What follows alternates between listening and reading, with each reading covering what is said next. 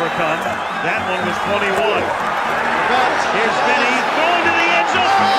Can he make the catch? Yes!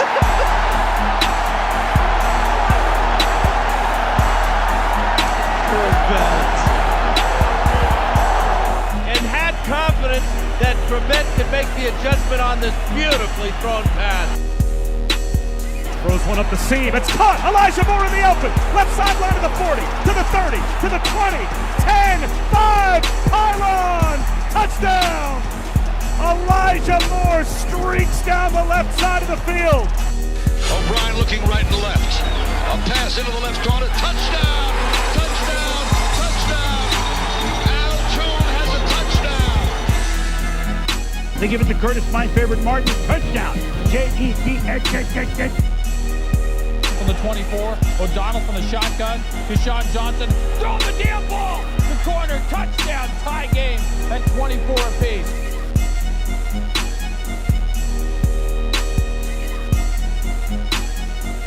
Revis comes up with his first breakup. Well, here's the matchup. You see Johnson gives him the stick to the outside, then gets inside, and that's perfect position. The big guy inside the shorter one, but Revis getting in. That's why he's the best. Yeah, so I was busy at work all day, but supposedly this Elijah Moore thing really took off, didn't it? Honestly, man, since he said it, I paid it no mind, really. Yeah, I know. I'm saying the media is making it into a story. What else is new? You know what I noticed? People are quick to go to a player's likes to see what they have liked recently. And I saw a tweet regarding that. And, players are people don't understand, like, players have tendency to want to make plays and want to help their teams out. Like, who's not going to want to get the ball thrown their way, making catches, scoring touchdowns for their team. So, we understand where he's coming from. In my opinion, I just think that it was handled the wrong way. From my point of view, that doesn't mean that it was handled, the wrong way from his point of view, because I can't think for him. That's just the way that I feel about the situation. Yeah, I hear you. Go ahead, Rose. About it and came out with a statement and everything saying, he wasn't doing anything to complain about everything and blah blah blah. And I mean, I had heard it because somebody had put it out on Twitter somewhere, or maybe I heard it on a podcast. But it's really a non-story. Exactly. It really is. He's not. This is like 20-something-year-olds, very young 20-somethings, who are used to using social media, and he was responding to what had been posted by the media. Rusty, the only thing with that is it wasn't even really a response. It was just something like, obviously, like, because he was mentioning it, he responded.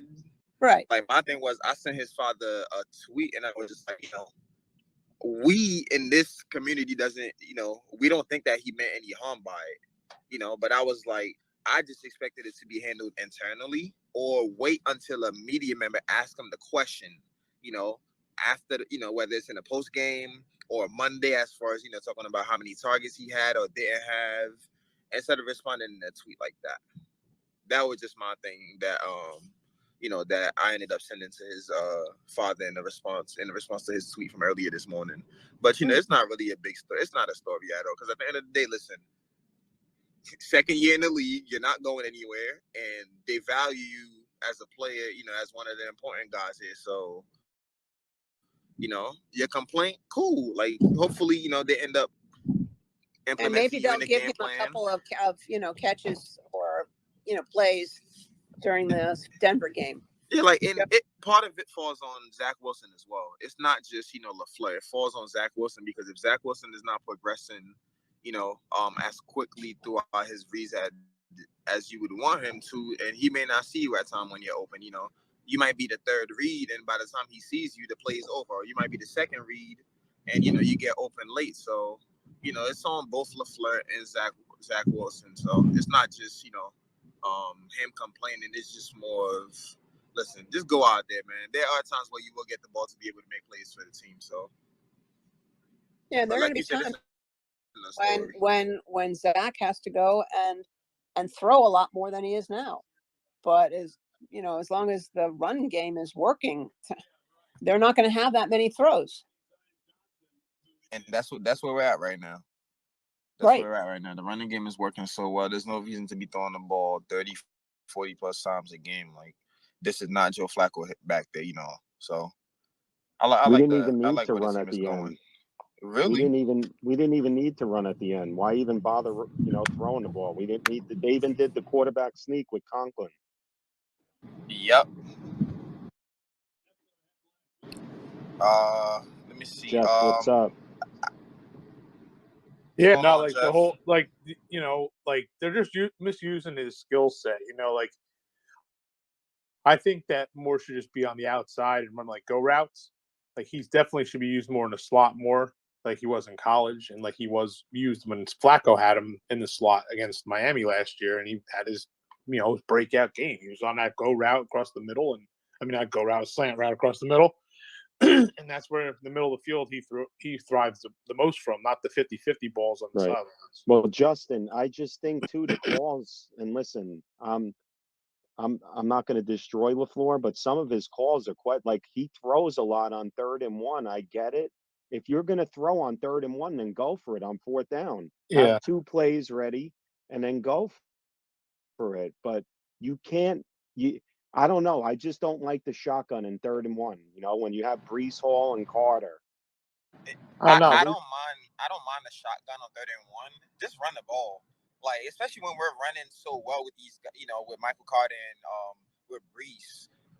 The Packers were not able to stop the running game yesterday. You don't make it easy on them by throwing the ball. Just dump that ball off or line up in I formation and just give the ball to Breece. Like, he was not being, he was not being stopped at all. You cannot make it easy on these teams, and this is not the first time it has happened with him.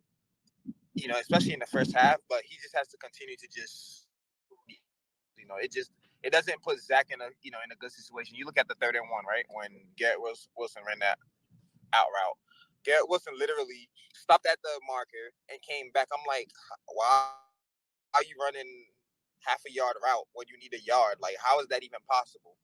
But that's also on Zach as well, to be able to see that, okay, the route is being, is being broken off really short, and I have to go through my other options, So it's certain things that, we can complain about, but at the end of the day, when the team is winning this, the way that they're winning by running the ball and being aggressive, when it needs to be done, and Zach making plays, you can only ask for so much. Yeah, it's kind of Sanchez-esque, if you ask me, except without the turnovers, So it's kind of Sanchez, like they didn't ask. Remember when they had Kenny, will remember, you guys will remember, Terrence and everybody, Tanad, you guys all remember the codes on the freaking wristband. They had red, yellow, and green, I believe, on that wristband. I remember that. Yeah, that was crazy, man. But, I don't think, if they, listen, my thing is, I'll get into it during the show. When they asked Zach to do what he had to do, he had that screen pass to Kyler Uzama for, I forget, it was a 1st down. Then the next play or whatever, he hit Conklin. PD. Yeah. Can you hear me? Yeah. I hear you. Log out and come back, bro. All right, so I'm waiting for the guests, guys. If you want to come up at 10 o'clock, Antoine Staley from the Daily News is coming on soon. We'll have Will Parkinson from Turn on the Jets. Get some music going, get the show started. Sometimes I kind of want to do a space earlier, but I can't because, family obligations and all that. But, it's like Monday night now. I would love to do a show right after, and I have a lot of emotions, but who can't be happy? Listen, I don't care what anybody says on this space. If you would have told us in April or May before the draft, right before the draft, that the Jets would be 4-2 when the schedule came out, every one of us would have been singing for joy on this. So listen, who cares how they're winning? Who cares? We're winning. We already eclipsed the whole win total of last year. Robert Saleh's not going anywhere. Yeah, I'm taking receipts still because everybody thought he was talking about fans. You know, not me. People wanted Ulbrich fired. Yeah, I'm calling people out. Just trust the process. Trust it. I am bought into the rebuild, and I think it's going to work. And obviously it is working. So, Jeff, go ahead. Then I'm going to get some music going. Let's go, PD. How we all feeling on this Victory Monday? How was your Victory Mondays today? Good, man. Good. Hope it was good. Yeah. Never can sleep on a Sunday night. I'm always up late after a win. So I can't wait for the New England game. I don't want to get too ahead. Anthony, jump in if you want. I don't care. You're good. Once the guests come in though, guys, I need you guys to do the format, of what we do. Keep your questions short. I'll remind everybody. And, have fun. Enjoy the moment. Enjoy talking to these guys because, I enjoy it. I don't want to say I want to hog the space. I do this, guys, for you too. So, I could be selfish and ask a ton of questions and not bring any speakers up. So just respect us, respect the takes, keep them short and sweet. And, let's talk Jets football. Go ahead, Ant. Oh, Jeff, go ahead. You got something? I didn't want to interrupt Jeff. Oh, no. You're good, bro. You're good. Just checking in, seeing what's up. I know you're going to have guys on. I just wanted to come in now because probably be biting my nails in a little bit watching this Yankee game. When's the start time? Did they say yet? The Rangers haven't heard a sign. No, I haven't heard it either. They should have just postponed it, bro. To when, Petey? Tomorrow. You're going to have to. I don't think it's going to stop raining until after 10. I don't understand. I'm in the Bronx. It's not raining here. Maybe it's not raining where I am. I don't know. The Bronx, bro. It's cloudy over that GW every morning almost. Yeah, try not to go that way. Yeah, it's cloudy and crowded. Well, that goes without saying. It's cross, and I think they'll call it Bronx is the worst. Honestly. There's nothing like it. But if it's not raining, why didn't they start on time? I don't know, Rusty. I have no idea. I'm not sure. Switch back to that channel and see if I say anything. All right, guys. I'm gonna put everybody on mute for the little intro. I got Michael Clemens coming up, Sauce Gardner. Let's hear it. All right. Give me a second here.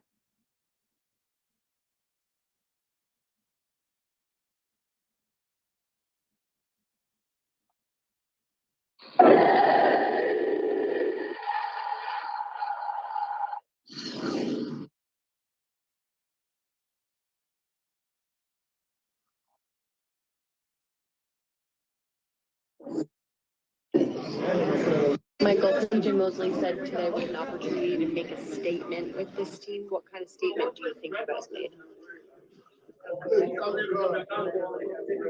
The Jets is coming to play. You know what I'm saying? Period.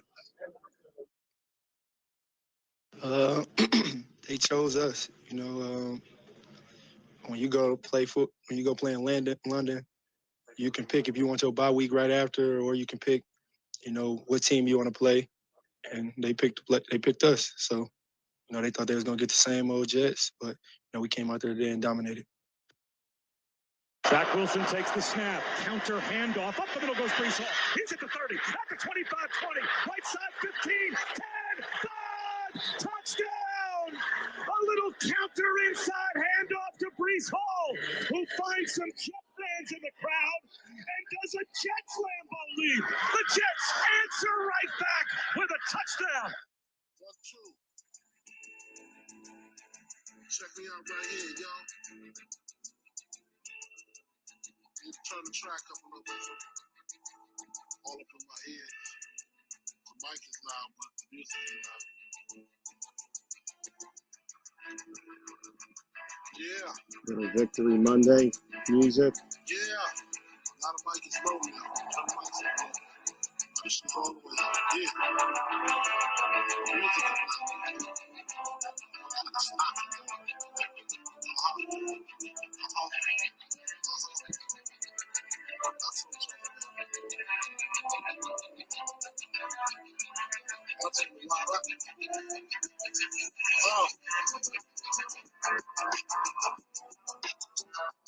All right.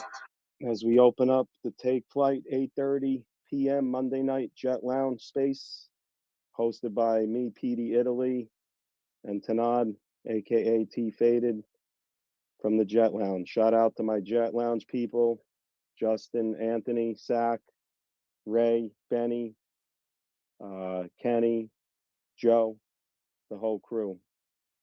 And big ups to you guys, the fans. Without you, we don't have this. So we'll have a couple of guests coming in. You know, Will Parkinson's will be in soon. And then we have Antoine at 10 o'clock. But guys, I'm going to open up the show with the impressive win. And I'm going to ask Will this question, but I don't know if anybody caught it, but you know when somebody's guarding, a corner is usually guarding somebody and their right hand is on the back and, you know, they break up the pass with their left hand. I saw Sauce Gardner yesterday do the opposite. He was in front of the guy and he actually reached around the guy like he had Inspector Gadget arms and he poked the ball away. I've never seen anything like this. Guys, Joe Douglas gambled with picking Sauce Gardner at 4. And boy, has it paid off big time. This franchise has changed.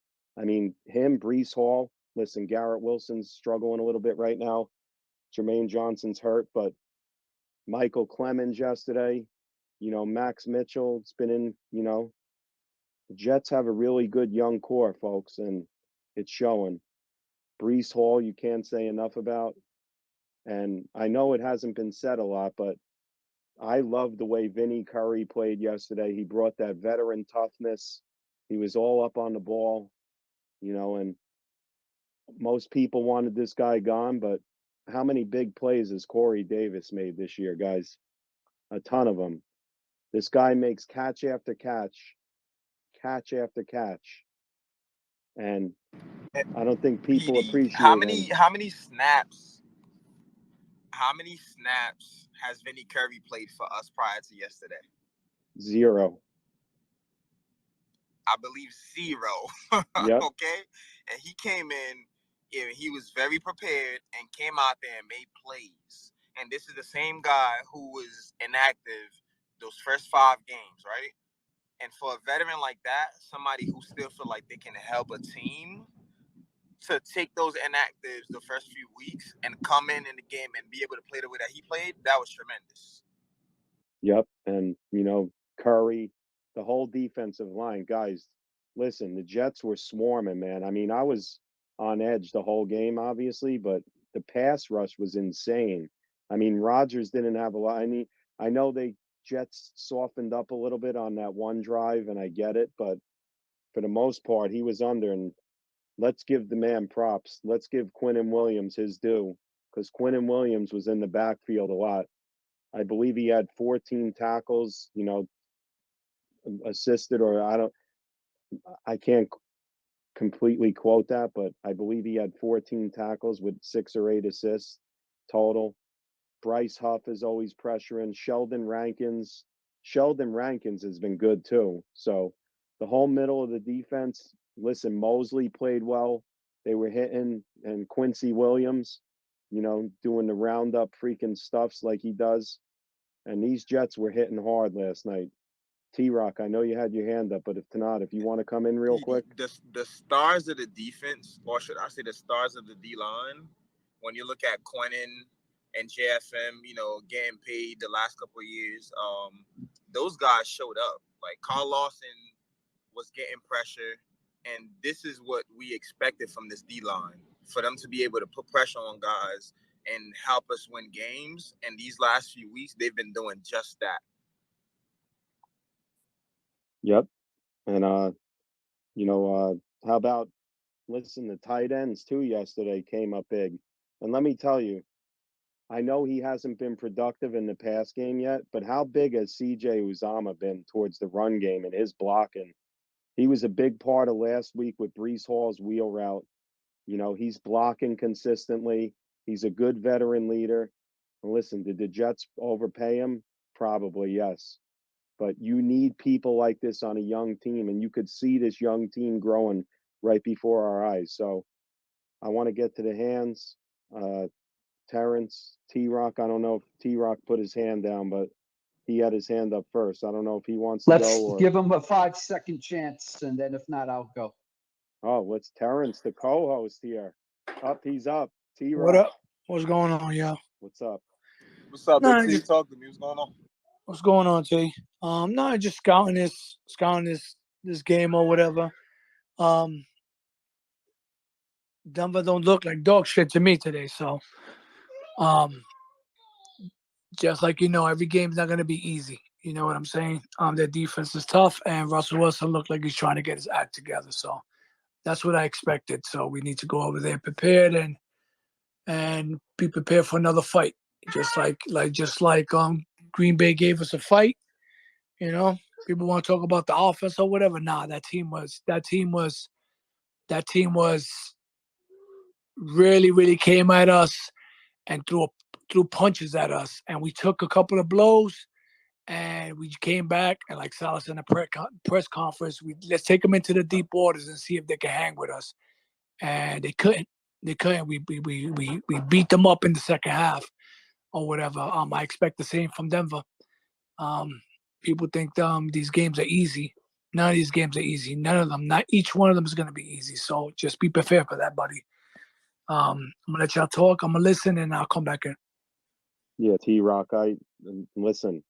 I mean, everybody expects. I don't think people realize this, but the Jets' schedule after the bye does not get any easier. I mean, you throw in Chicago in there, but they got to go to New England, then play Chicago, and I don't want to. This is why I'm not getting ahead of myself.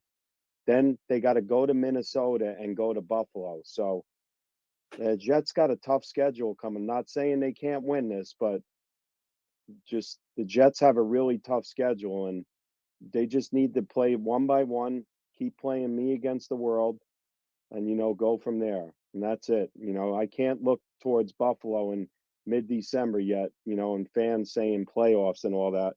Let me get to December and let me be in it. Yeah, no, definitely. I'm saying the enthusiasm is there, optimistic is there. The numbers say the probability of making the playoffs is there. Or whether obviously we still haven't even reached the midpoint. Just like our counterparts on the other side, the Giants with a 5-1 or whatever. You know what I'm saying? It's definitely, you can be optimistic or whatever, but you know what I'm saying? Obviously, we're fans or whatever, but some of these guys that could just run over. I listen to the experts, I listen to coaches or whatever and stuff. And if they say it's hard to win in the NFL, I'm going to believe them. I'm not believing somebody that's sitting in the living room watching. I'm going to believe them. Let's get to Terrence.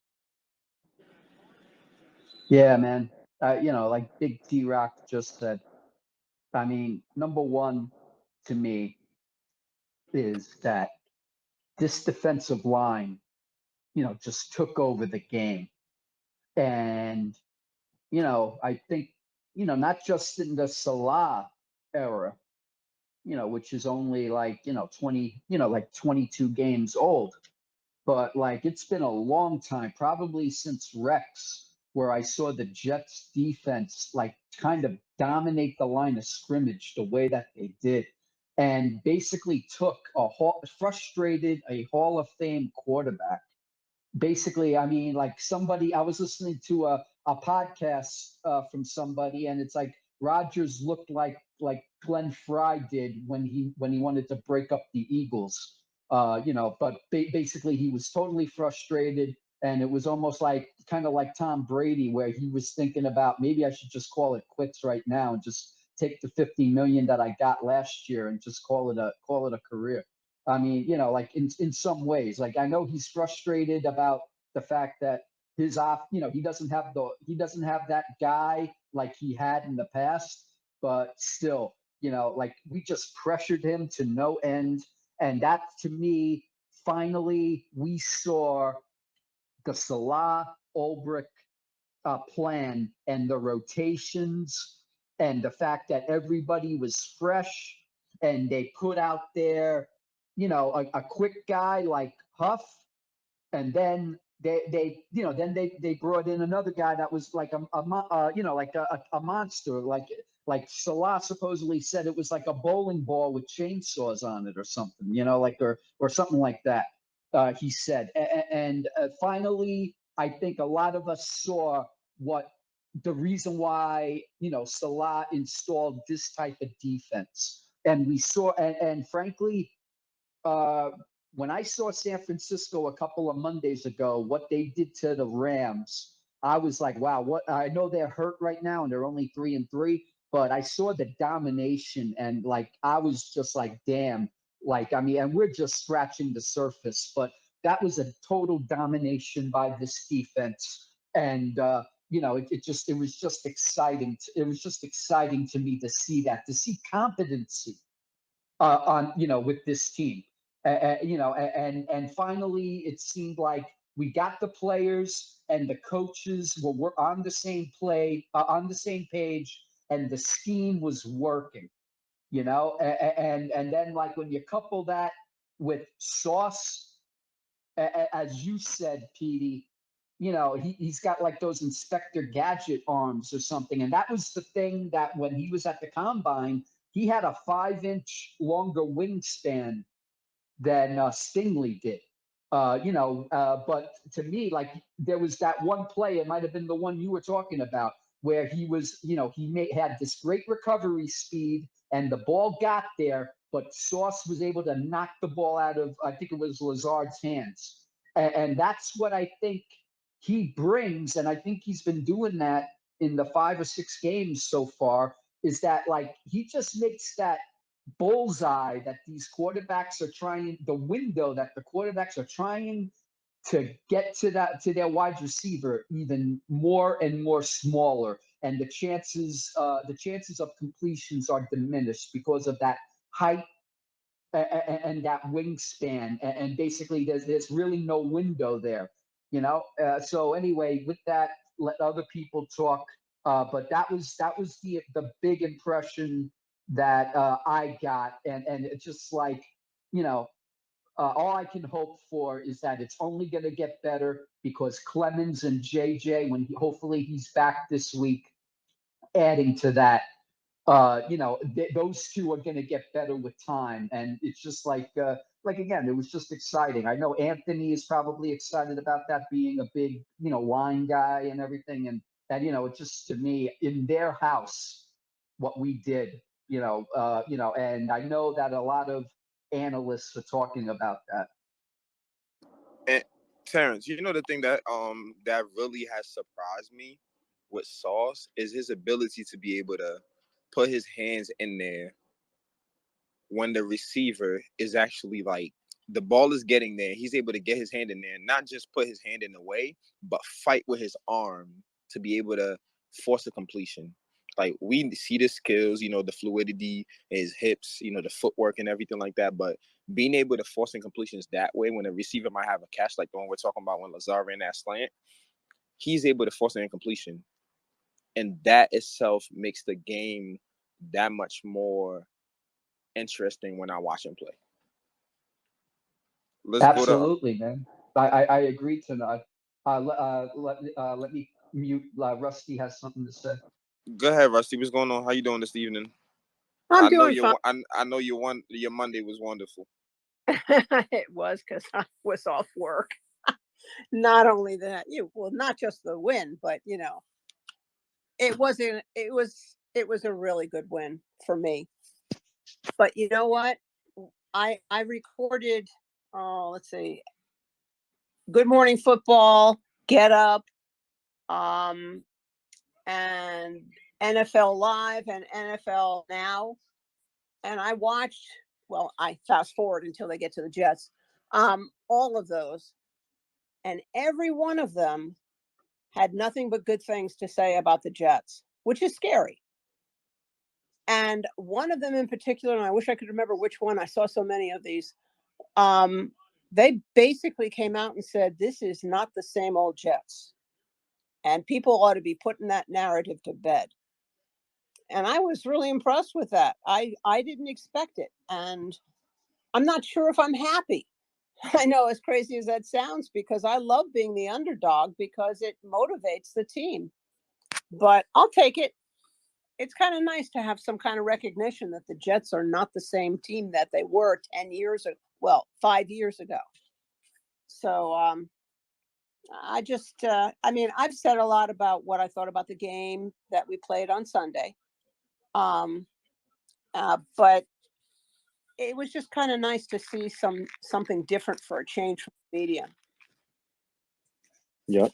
And Rusty, off of that, I have to do it again. I just have to play what Sauce Gardner says. Just listen to this guy. He is so confident, and I'm playing it again. All right.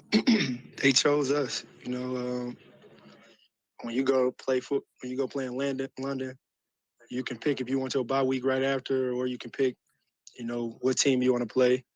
And they picked us. So, they thought they was gonna get the same old Jets, but we came out there today and dominated. I just love this guy's swag and cockiness, and that's something we haven't had in a long time, especially on defense. Dare I remind you guys who? Yeah, I know. But yeah, and it's good to know that they are reacting to all this bulletin board stuff. And it's great. And I hope we get a lot more of that bulletin board stuff because it motivates them. And I would expect that it would. So I think that's a great thing because pretty soon people are not going to be considering us as, oh, we don't have to worry about them. And that'll take away part of what works for us. But you kind of have to love it though, don't you? Hey, Rusty, I'm ecstatic. I'm wearing Jets gear all over the place. People are commenting now, being nice. But the one thing that I do have to say, and I'll get to Kenny, when I try and tell other people, oh, the Jets have never, oh, they're always rebuilding. No, they never did it like this. Not in my existence. I mean, did Bill Parcells do it? Well, he took over a 1-15 team. I mean, did they have to rebuild completely? I mean, they drafted, Keyshawn the year before. They had the number 1 pick and they traded. But have they really gone from the ground up and just built with all these rookies? No, Parcells got Curtis Martin here. He had Wayne Corbett. They found Wayne Corbett. They had guys, Dedrick Ward, under the radar guys. Brian Cox came here. They had those guys. We had Mo Lewis, Marvin Jones, homegrown guys. And,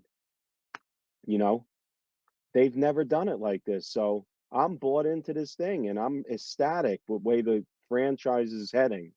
I don't care what anybody says. This franchise is changing and it's so positive and I love it. Kenny, go ahead. Thanks, Rusty. What's going on, guys? Petey? What's up? All Kenny? good. All good. How was Green Bay, man? How was the experience? Listen, if anybody that's never been there, you got to get to a game at Lambeau Field. It's like just hallowed grounds, just being in that stadium. And they built it up around the stadium. They put condominiums up. And everybody's so nice. There's like not one bad word said. When the Jets beat them, I had Green Bay fans shaking my hand. Good win. It was old school football fans, really down to earth people. And Green Bay, like I said, if you've never been there, you have to get out there. It's just great to be around. It's a football city because I know they got the Milwaukee Bucks, but it's just a football town. Everything is packaged, everything. So and with that being said, getting to the game, I knew it was going to be a dogfight. I just knew going in.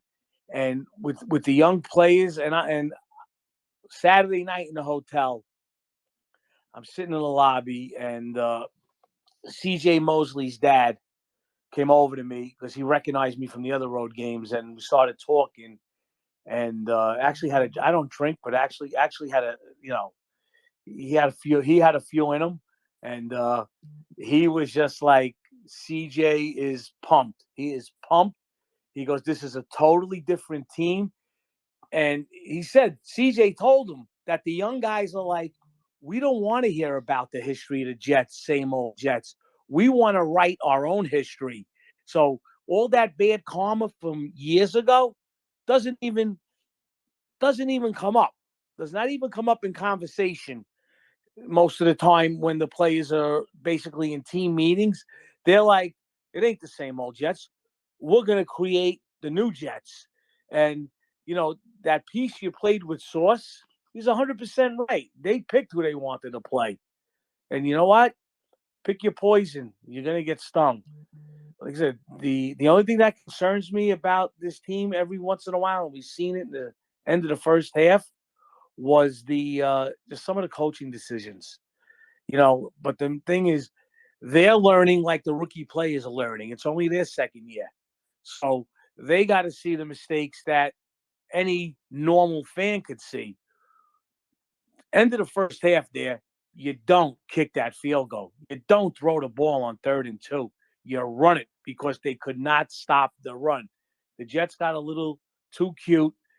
They haven't played a full 60 minutes, I feel, in their wins.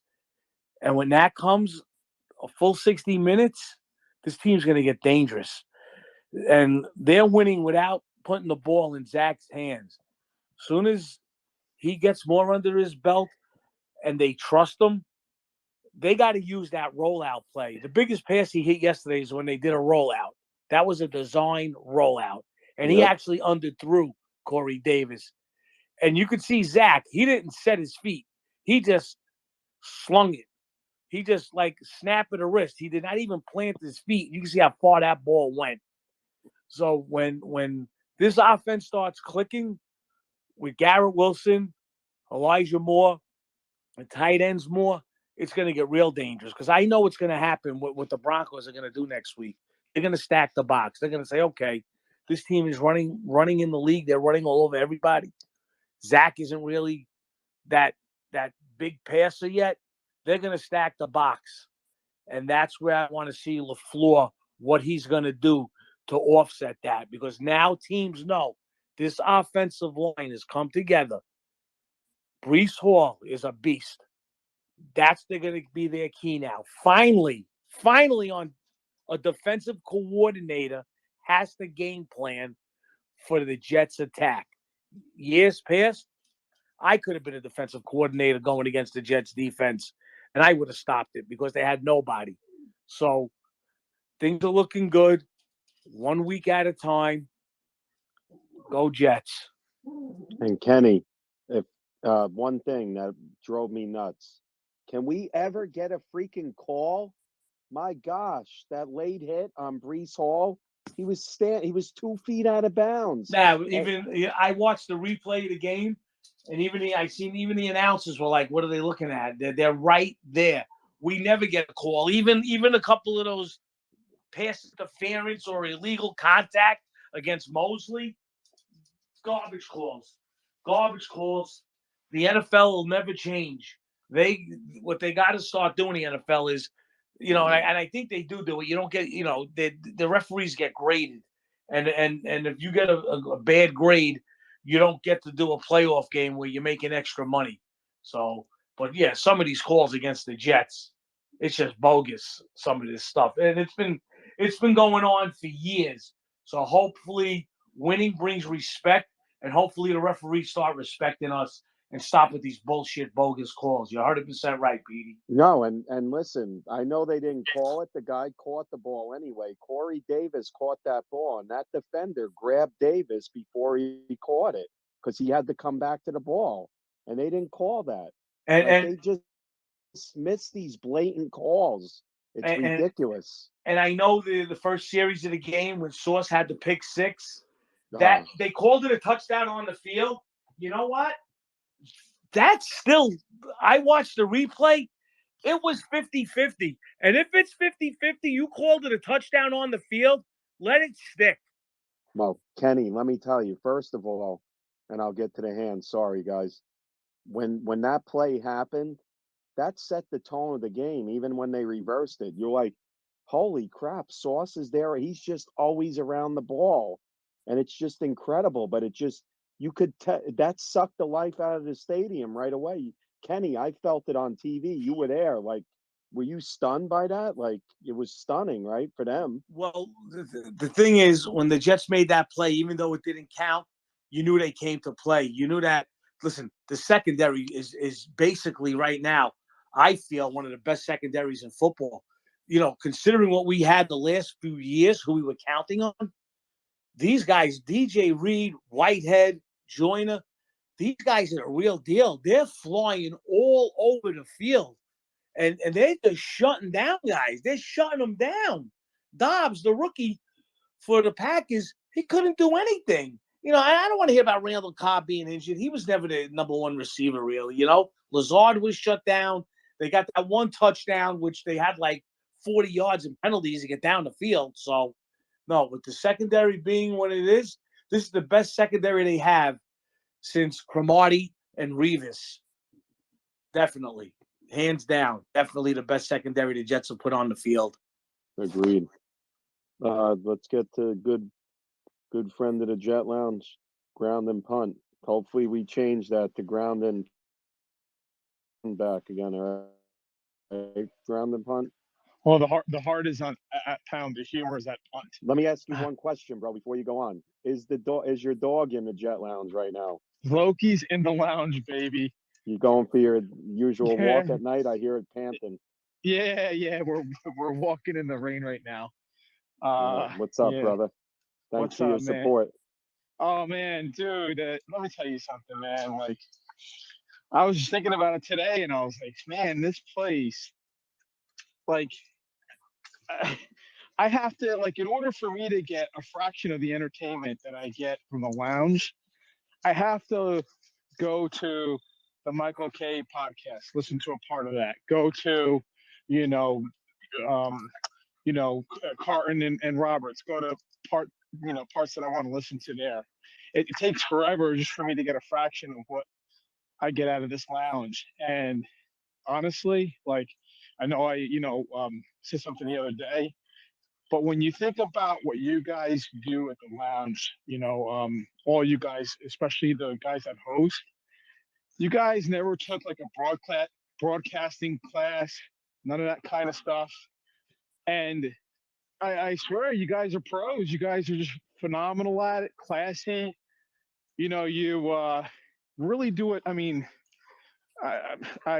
there's not enough words to really describe how much I enjoy the lounge and the contributors. We're like a friggin' family, man. Seriously, man. Like I got all the love for all you guys. But getting to the game, speaking of penalties, there was a pass interference that Corey Davis didn't get. What was it, the Dolphin game?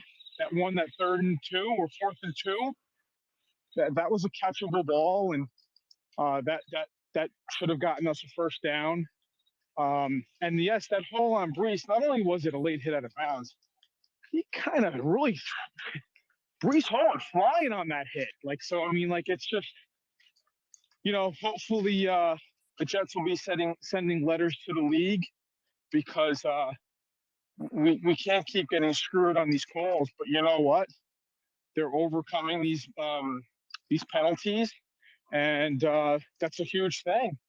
I mean, like, you'd have to handicap us 10 points in previous years just to make the game competitive. So I'm excited. Rusty made a really great point yesterday, which is how are we going to prepare for Denver, right? Because it takes 4 days to acclimate to the weather.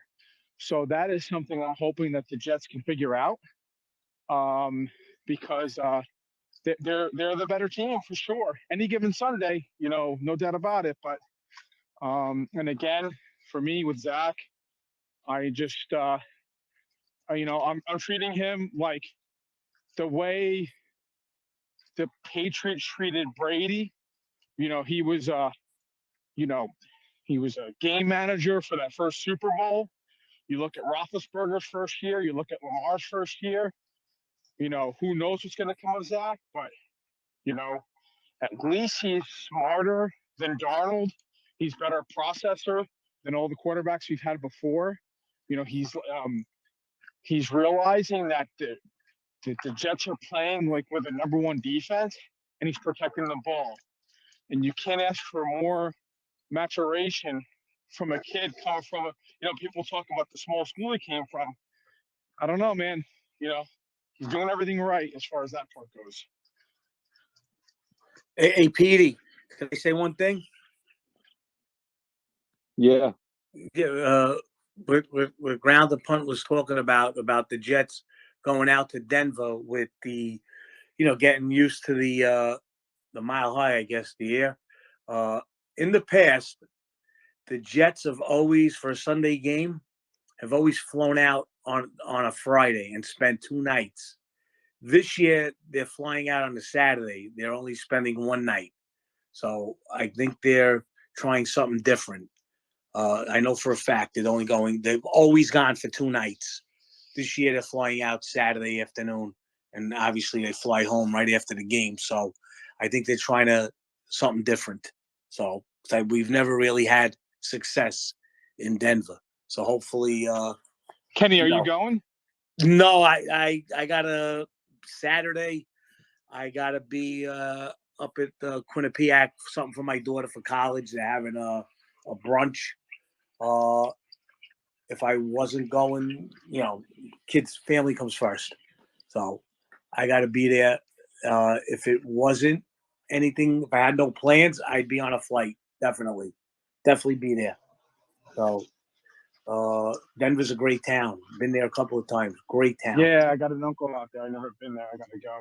But Yeah. by the way, Tanad, I was talking about you as well, man. You're a great host. We disagree on stuff, and you're more than a gentleman about it, man. You guys are all the best. Hey, ground and punt. I understand, man. Listen, that's one thing. Like I have to be able to take other people's opinions into consideration and not have a bad, disagreement, because it doesn't really help. So I have to try to be understanding. And the people that are like that towards me, I always appreciate that, because sports, people, so you could bring 10 people to the table. Each person has a different, idea about one particular thing. So I'm always gonna be, professional about it. So I appreciate always, Hey, Tanad, you got the best voice. You got that radio voice. You sound like, well, I'm dating myself here. But I don't know if anybody on here my age. You sound like Frankie Crocker from WBLS back in the day. Oh, Frankie. Wow. Right, Terrence? For you. Terrence in the knows. off-season, Terrence will be giving, Tanad will be giving dating advice in the off-season. All right, yeah. Remember that? Was it midnight? I haven't heard his voice in a long time, so now I gotta go back and listen to something of his so I could, Oh make yeah, a Kenny. comparison. What was that on Kiss FM? What was that midnight? 107.5 BLS. Oh yeah, BLS. But they called Quiet Storm, wasn't that what The it was Quiet called? Storm, yes. They played all slow Barry White love music after midnight.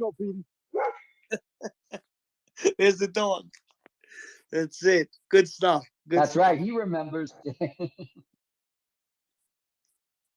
Hey, Ken, I have a question Kenny. for you. Hey, Tanad, Go ahead. this is for everybody in Kenny. Honk your horns, turn up the volume. It's time for the Afterwork Classic Master Mix on 107.5 WBLS and WBLS HD, New York. Petey, right on cue. Dude, Kenny even remembered the fucking initial. What the fuck? Remember when they used to come in and be like WBLS? Yes. Oh, good stuff. We cover everything here. We cover all the bases. I was too young for polyester, though, Kenny. I had the Capizios.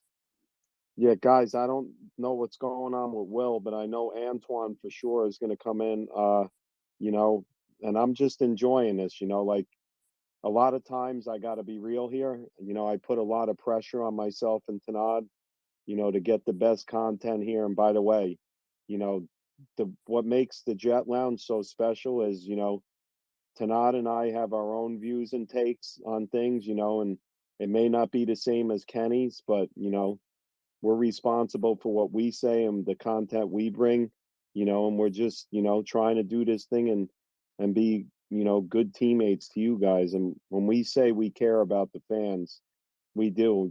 I've been to I go to all the games and people say hello to me, Petey, Jet Lounge. Like, I don't even know some of these people, and people are listening and watching. So, like ground and punt you said about Tanad, if somebody's going to criticize me, that's fine, and I'll take it on here. You can confront me about it, whatever, and I'll, answer it as Petey, best and as I even the could. following week, if you're wrong about something, you're happy about it. Hey, I'm glad I was wrong about this guy. I'm glad I was wrong about Of that. course. It's all fucking.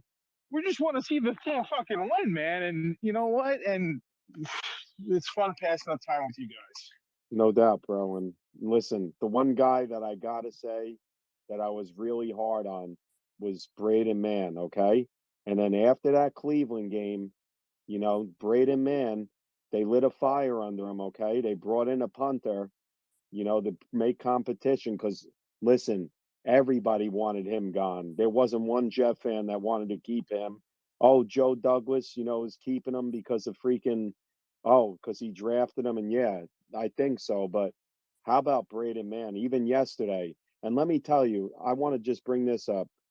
Yesterday, that punt he made when the Jets were pinned down by the goal line, and then Braden Mann punted it 61 yards, and there was a illegal block in the back. So that changed the whole field possession, and the whole field.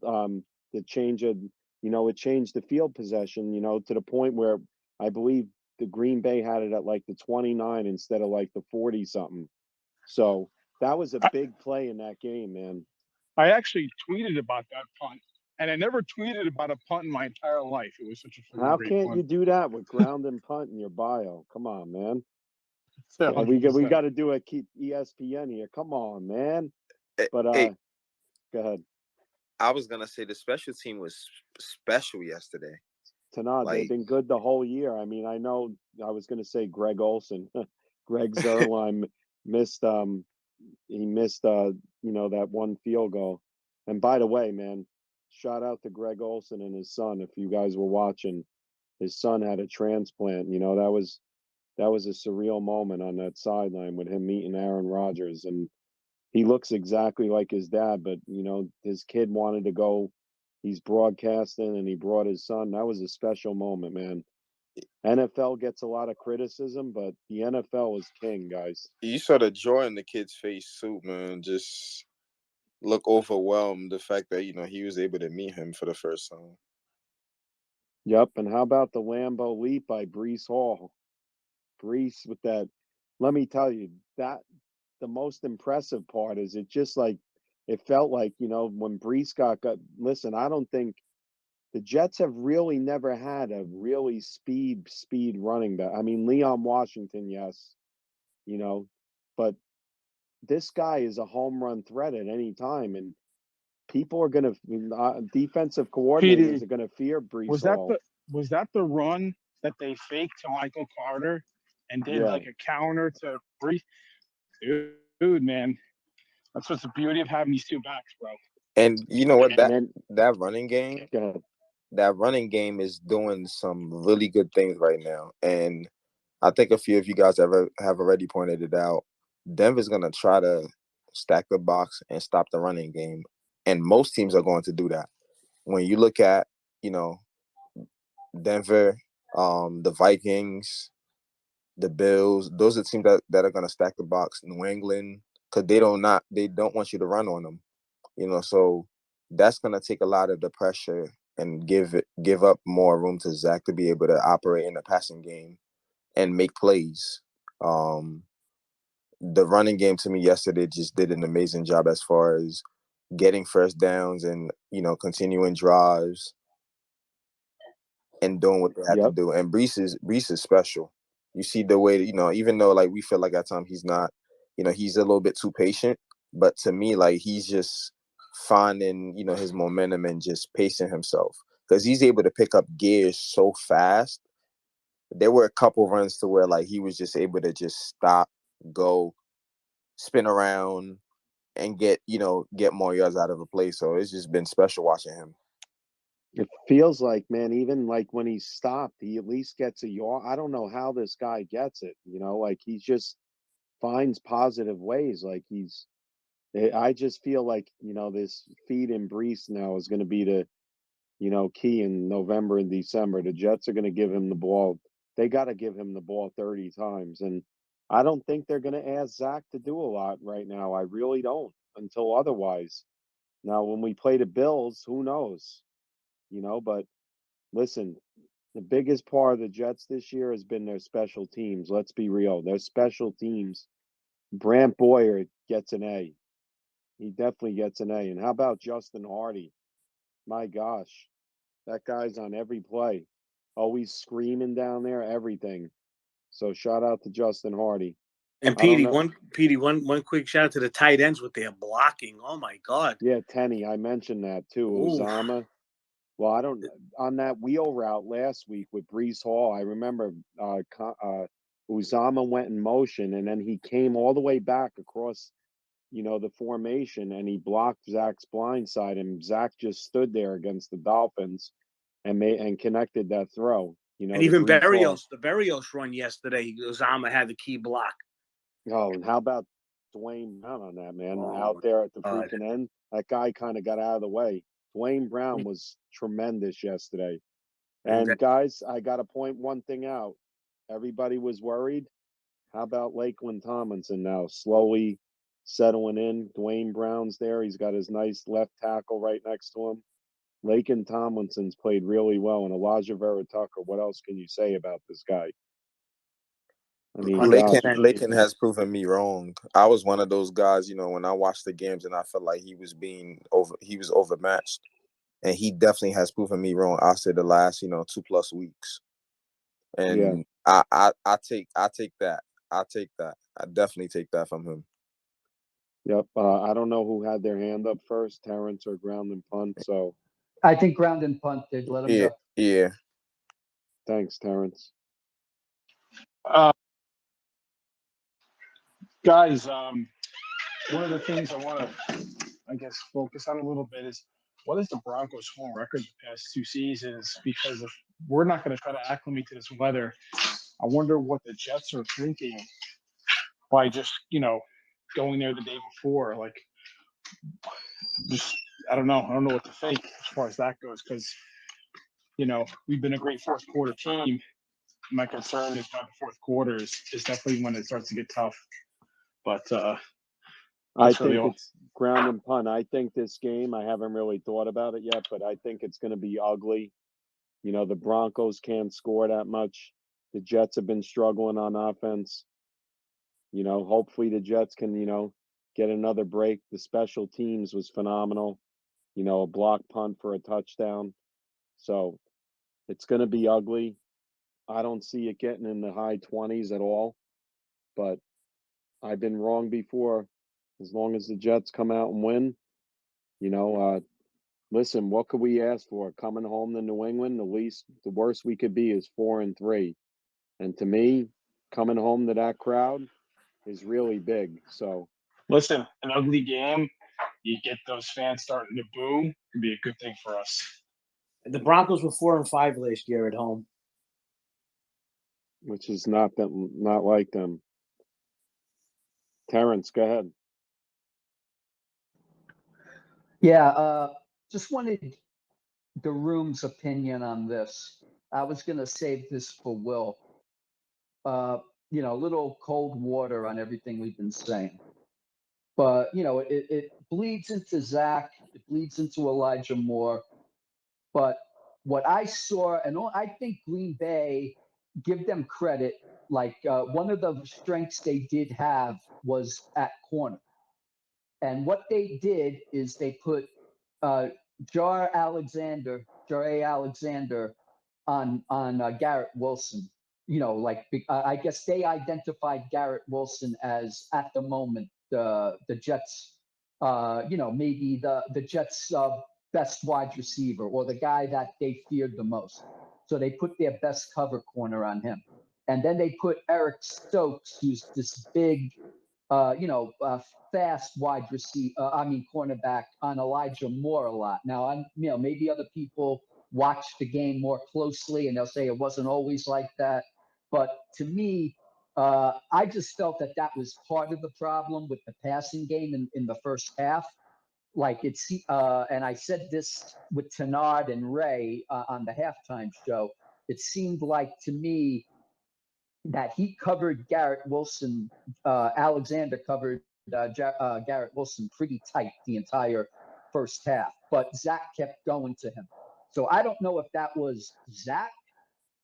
Basically, that's the read that Zach was doing, and he just, and everybody else was covered, and he went there, or if that was LaFleur's play calling designed for Garrett Wilson. But, I just think, it seems like to me that maybe Elijah Moore just has trouble with those bigger cornerbacks that's on him. Like, he's best in space.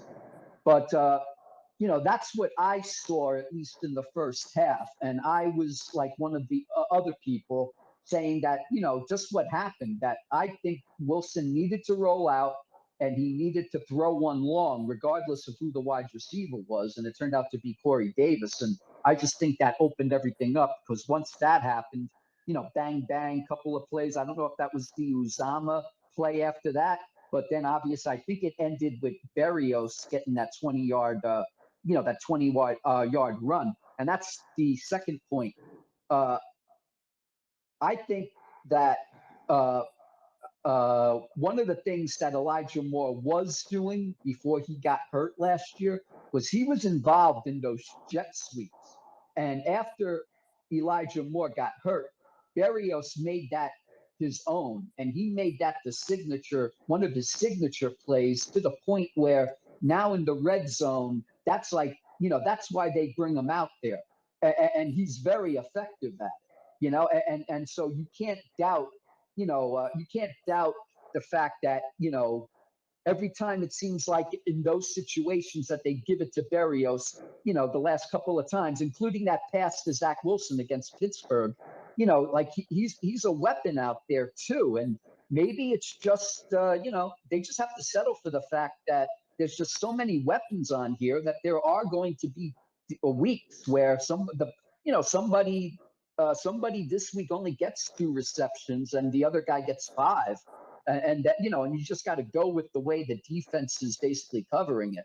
But I definitely think, like you and maybe Tenard was saying about Denver, is what I definitely agree that Denver is going to stack the box. And basically, it's going to be incumbent on LaFleur and Zach Wilson to make some of those, some of those passes to open it up. And that's where I'm just hoping that they're watching film right now, seeing what's available, and also being creative on some of those pass plays. Because and the whole thing about Green Bay and Alexander and Stokes is like when we play Buffalo, Trevarius White should be back, and that other guy, Elam, who's been playing well too. Some of the better teams usually do have 2 good cornerbacks, and that's where the big test is going to come, where, if the run doesn't work as effectively as it has been right now because other teams compensate, put 8 in the box or whatever, like Ken LaFleur and also Zach transition more to being effective in the passing game, where, they make a move, a chess move, with 8 in the box, and then we can answer and basically, and win that way as well.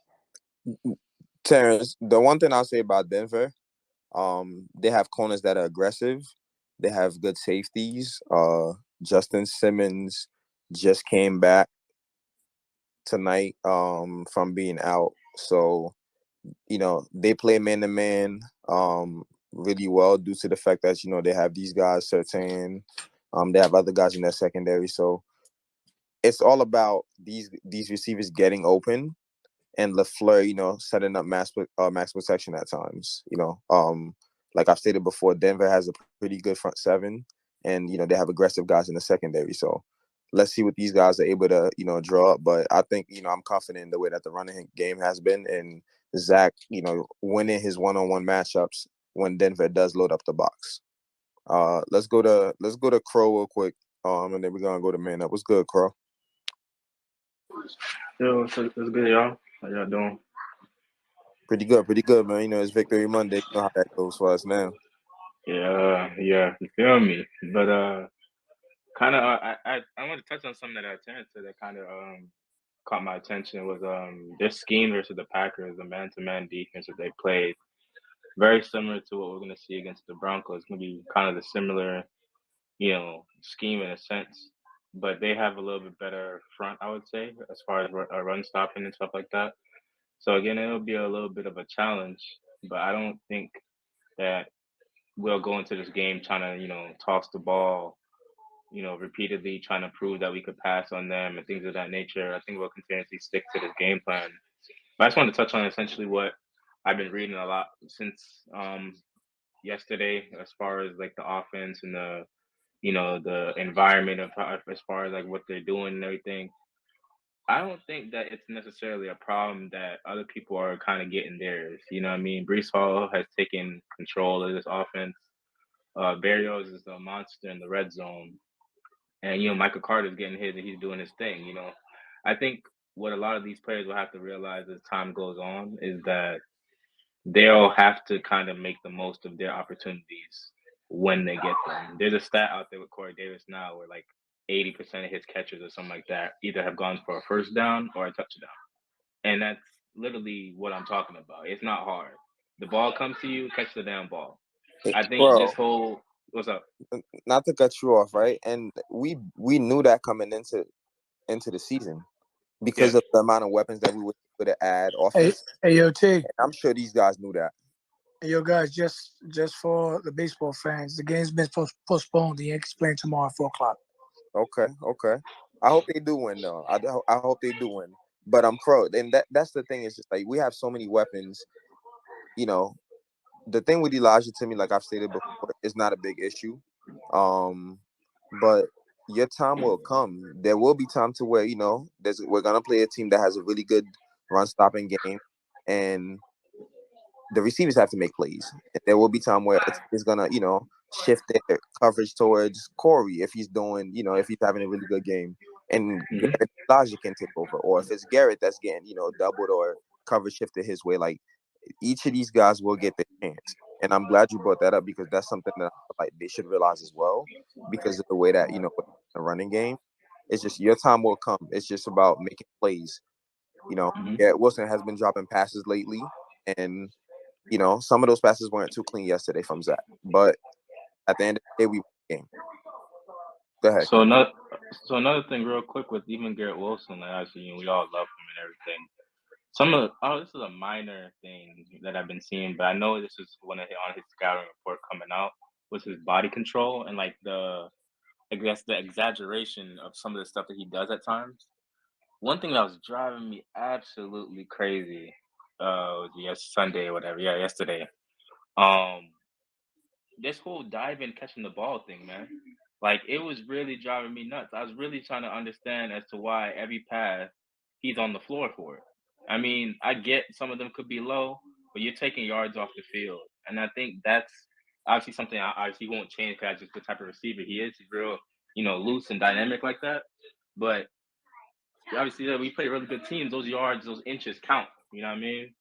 And I think those are something that body control that he has to kind of hone in on to kind of, it could be his gift and his curse at times. You know what I'm saying? And it kind of was the opposite with Elijah Moore.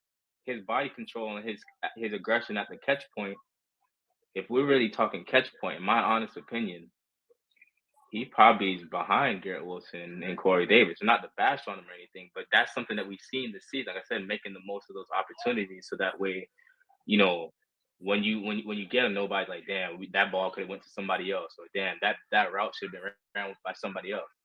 If the whole gripe with Denzel Mims was the fact that he can't, function at all three spots, then that means all of the receivers that we got out there today, they should be able to do whatever. I don't want to hear nothing about, put Elijah Moore in the slot exclusively, let somebody else do this, or put him in a slot more. No, he was cooking last year on the boundary. They just need to get him open, scheme him up a little bit more, and he needs to catch the damn ball, run his routes with intention, and make the most of his opportunity. Everyone else is making the most opportunities for the most part. We're not seeing those drops from our tight ends. We're not seeing the drops from the running backs. We're not seeing the drops from either Corey Davis, and Berrios is making literally plays every time he touches the ball. I'm not trying to bash on anybody, but I'm tired of like us making excuses for these players when they're better than what they're showing because we like them. You know what I'm saying? Crow, Yeah. and I'm glad you said that because I was having that conversation with someone earlier, and I said, Elijah's playing on the outside. Go out there and win your matchups. That's it. Until the coaching staff makes a change and puts you in motion more to where you could be in the slot, go out there, win your matchups. And once you win your matchups, they're going to see that, okay, he keeps getting open and he's winning his matchups early. You know, it should not be taking you 3+ seconds to be able to win your matchups. I don't like the fact that he's on the boundary so much, but that's where they're putting him right now. So he just got to go out there and win his matchups and just stop with the complaining and just catch the ball, like you stated. Yeah, that's all it is. And again, real quick with Zach Wilson as well, it's like, again, as much as those receivers want to get open, they want to get their yards and everything.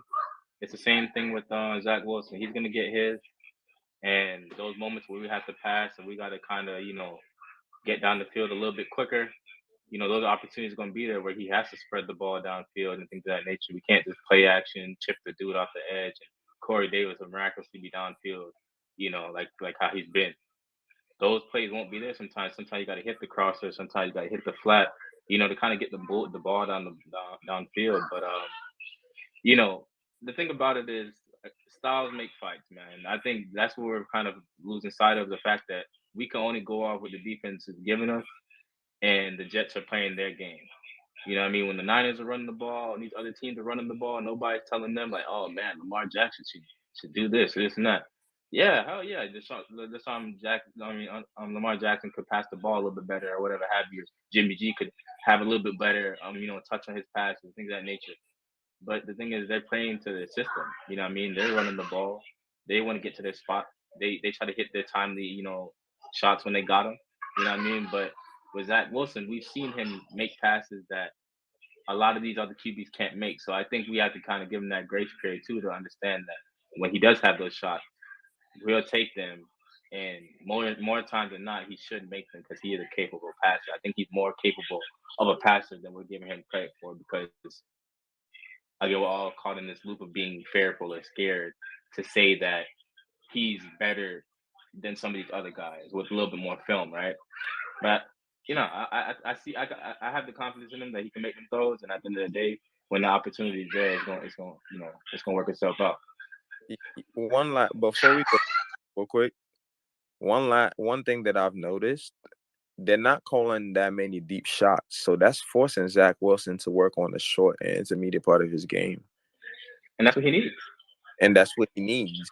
So that's one thing I've really paid attention to. I'm like, you know what?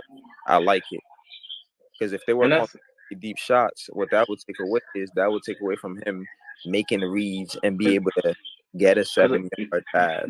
But you know what it also is too, bro? A lot of people are stuck on this whole college film of what Zach Wilson was when he was in college. What a lot of people are failing to realize is our coaching staff, and they have said this before, they had to scale him back. They had to kind of break him down to build him back up. He came into the league, wanting to light it on fire, throw deep every play. Clearly that wasn't working. The thing is, what he had to work on now is the intermediate game, the short game. You got to, start from like the inside out. You know what I'm saying? So he's coming in, he's learning to play the game the right way versus like college, as far as like everything always being open. You got 10 yards of separation. That's not how football is really meant to be played. You're meant to control the clock, run the ball, take your shots when you got them. You know what I'm saying? They're going to be there. But like you said, we've been working the short to intermediate range all season. It's not going to change. I don't know what anyone else thinks, but it's not going to change. They just got to essentially get theirs, and when they got the shots, he has to make the passes, and they got to run their routes with intention. Yep, exactly. Guys, we have Antoine up in here. We're gonna get the man up. He's had his hand up for a little bit, and then we're gonna introduce Antoine. As always, Antoine, thank you for coming on, bro. What's up, man? Up, talk to me. Hey, Tanad, how are you, man? I'm doing wonderful, wonderful. It's Victory Monday, you know. That's what I'm We saying, got baby. a couple of those in a JETS, row. right? Absolutely. JETS, right? Jets, right? We're all fired up. What's going on, Petey? How you doing, What's brother? up? What's up? What's up? I'm good. What's going on? Hey, listen, man, there's got to be some kind of like, just want to touch on with this thing that's going on with Moore. There's got to be some kind of like rules set in place, the way they do things up in New England all those years with Belichick. Just like when the Giants got rid of Odell Beckham, if you're in the huddle and you're asking for the ball, or if you're not, and you complain at the end of the game, like Rich, he sat there and he fell for it. Shamini gave him that tweet, and he went right into it. There's got to be some kind of rules in place where, listen, guys, don't be falling for that stuff. You can't be a selfish player. We're finally getting to where we need to be going right now, and we don't need a distraction, pulling us back, and guys, causing problems in the locker room and stuff like that.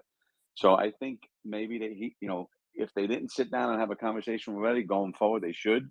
And just like New England all those years, if you got out of line, Belichick got rid of you. Same thing with the Giants when they were winning all those years. You got out of line, they got rid of you. So I thought it was very disrespectful on his part. It shows that he's just a selfish player. And I think that, the Jets front office and Douglas and all those guys all the way down to the coaching staff need to do a better job to keep these players in check and say, listen, we're trying to build something special here. We don't need anybody outside screwing this up for us, and nobody internally screwing us up. So if that guy Shamini wants to be a moron like he always is and try to stir the pot because, he's, even though he claims like, he likes the Jets, but he's just a hater all the time. He always got something to say, even when they're doing good now. He wants to stir the pot and start throwing everybody off balance here. Yeah, So, I Yeah, thought you were done. No, I yeah. don't have a problem with that, and I'll bring Antoine in for this. But like everybody criticized when Garrett said Antoine asked Garrett about Flacco and his ball, and he said the comment, and a lot of people took that out of content, like he was taking a shot at Zach. And then Michael Carter, when they drafted Breece Hall, he was like, "Oh, one day I'll feel really appreciated." Well, do you think Michael Carter felt appreciated yesterday? After Breece Hall was grounding and pounding them, and then Michael Carter ran for almost 30 yards at the end of the game. So I think Michael Carter did. I just think, hey, these guys are playing with emotion. Elijah Moore wants the ball. I give me another Keyshawn Johnson on my team any day. I know, man up. You Yes, probably yes, didn't like. sir. I love Yes, sir. Keyshawn Johnson when he did that, but that's just me. I know we're a little different, man up, but I get what you're saying. But I don't think it's that big of a deal what he said, honestly. Yeah, I'll kind of intervene in on it. Like, it's I don't blame Rich at all. I mean, because he just said that Elijah Moore didn't have any targets. That's not his fault. I mean, he just telling what the truth was. Now, Elijah Moore, he could have chose not to say anything, but he decided to say something. So yeah, I don't think that's Rich's issue at all. Like, I think if anybody's to blame for this, it's Elijah Moore for going public with some of his displeasure, where he said, "I'll be quiet," but really you're not being quiet by saying something. So yeah, this is not a reporter issue. This is a team issue that if you have a problem, then you take it to the coach and you keep it in the house. Well, I agree with that, but I just think Shamini always got to find a way to stir the pot. You know what I'm saying? He's doing his job. He's a reporter, and he's going to sell whatever he has to sell, and that's going to sell because obviously we're all talking about it. But like Antoine, you're right. It does start with the player himself, and I get it. I love Keyshawn Johnson too, Petey. But you know what? I think now it's time to stop all that crap, and I think we got to start looking like a respectful, organization. And I think Sal is trying to do that, and so is Douglas. And I think if we start getting away from that, you got guys, going out in the public and saying things like Antoine said, keep it in house. You got a problem, keep it in house. Everybody wants the ball. Everybody wants to win. The ball is they're aggressive guys. They want to be out there. But you know what? If you're throwing the ball only 18 times, how many times do you think the ball's going to be thrown? It can't. There's 5 or 6 guys out there. Plus you got the running backs. So Hey, Antoine, didn't Salah speak to him already? And it's a done deal. It's done. Salah talked today, and then he said he did talk to him, and I thought his comments were really good. He just said that nobody is perfect. People are gonna make mistakes. He tweeted it out.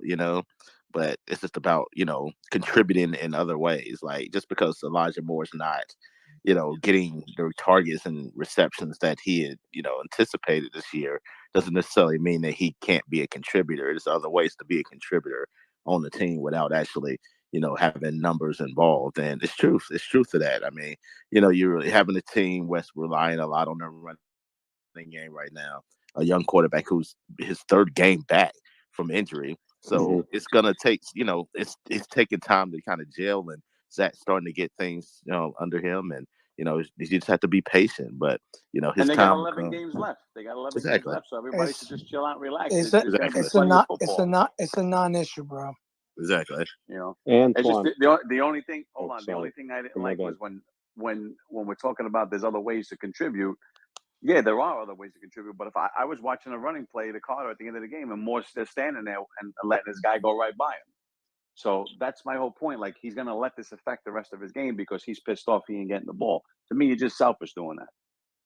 Yeah, I mean, you should want receivers that want to have the football, that just Of course have you a do. desire to do.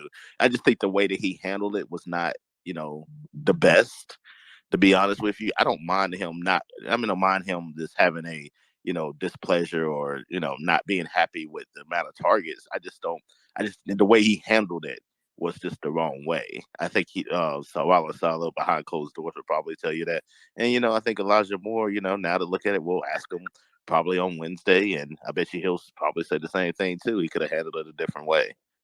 Yeah, and Elijah. T-Rock, Elijah's T-Rock, hang on. You got to hang on because we got hands up and I got to get to this forum. Sorry. Thanks, Antoine. Yeah, no problem. Yes. So thanks for coming on. As always, appreciate you, man, very much, and your honesty and, what you give to us fans. We really appreciate it. Antoine, I have to ask you this question. Are you shocked or stunned about this Jets start? I mean, had you told me they would be 4-2 at this point, I don't know. I mean, honestly, I thought, in the first 5 games, I was like, I think they could finish 3-2 out of that stretch.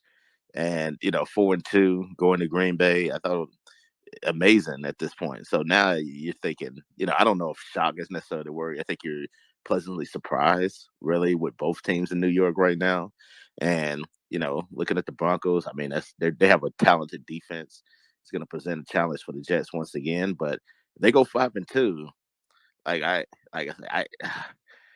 I'm going to go ahead and go out on the limb. If they beat the Broncos, I think they're going to the playoffs. I really do.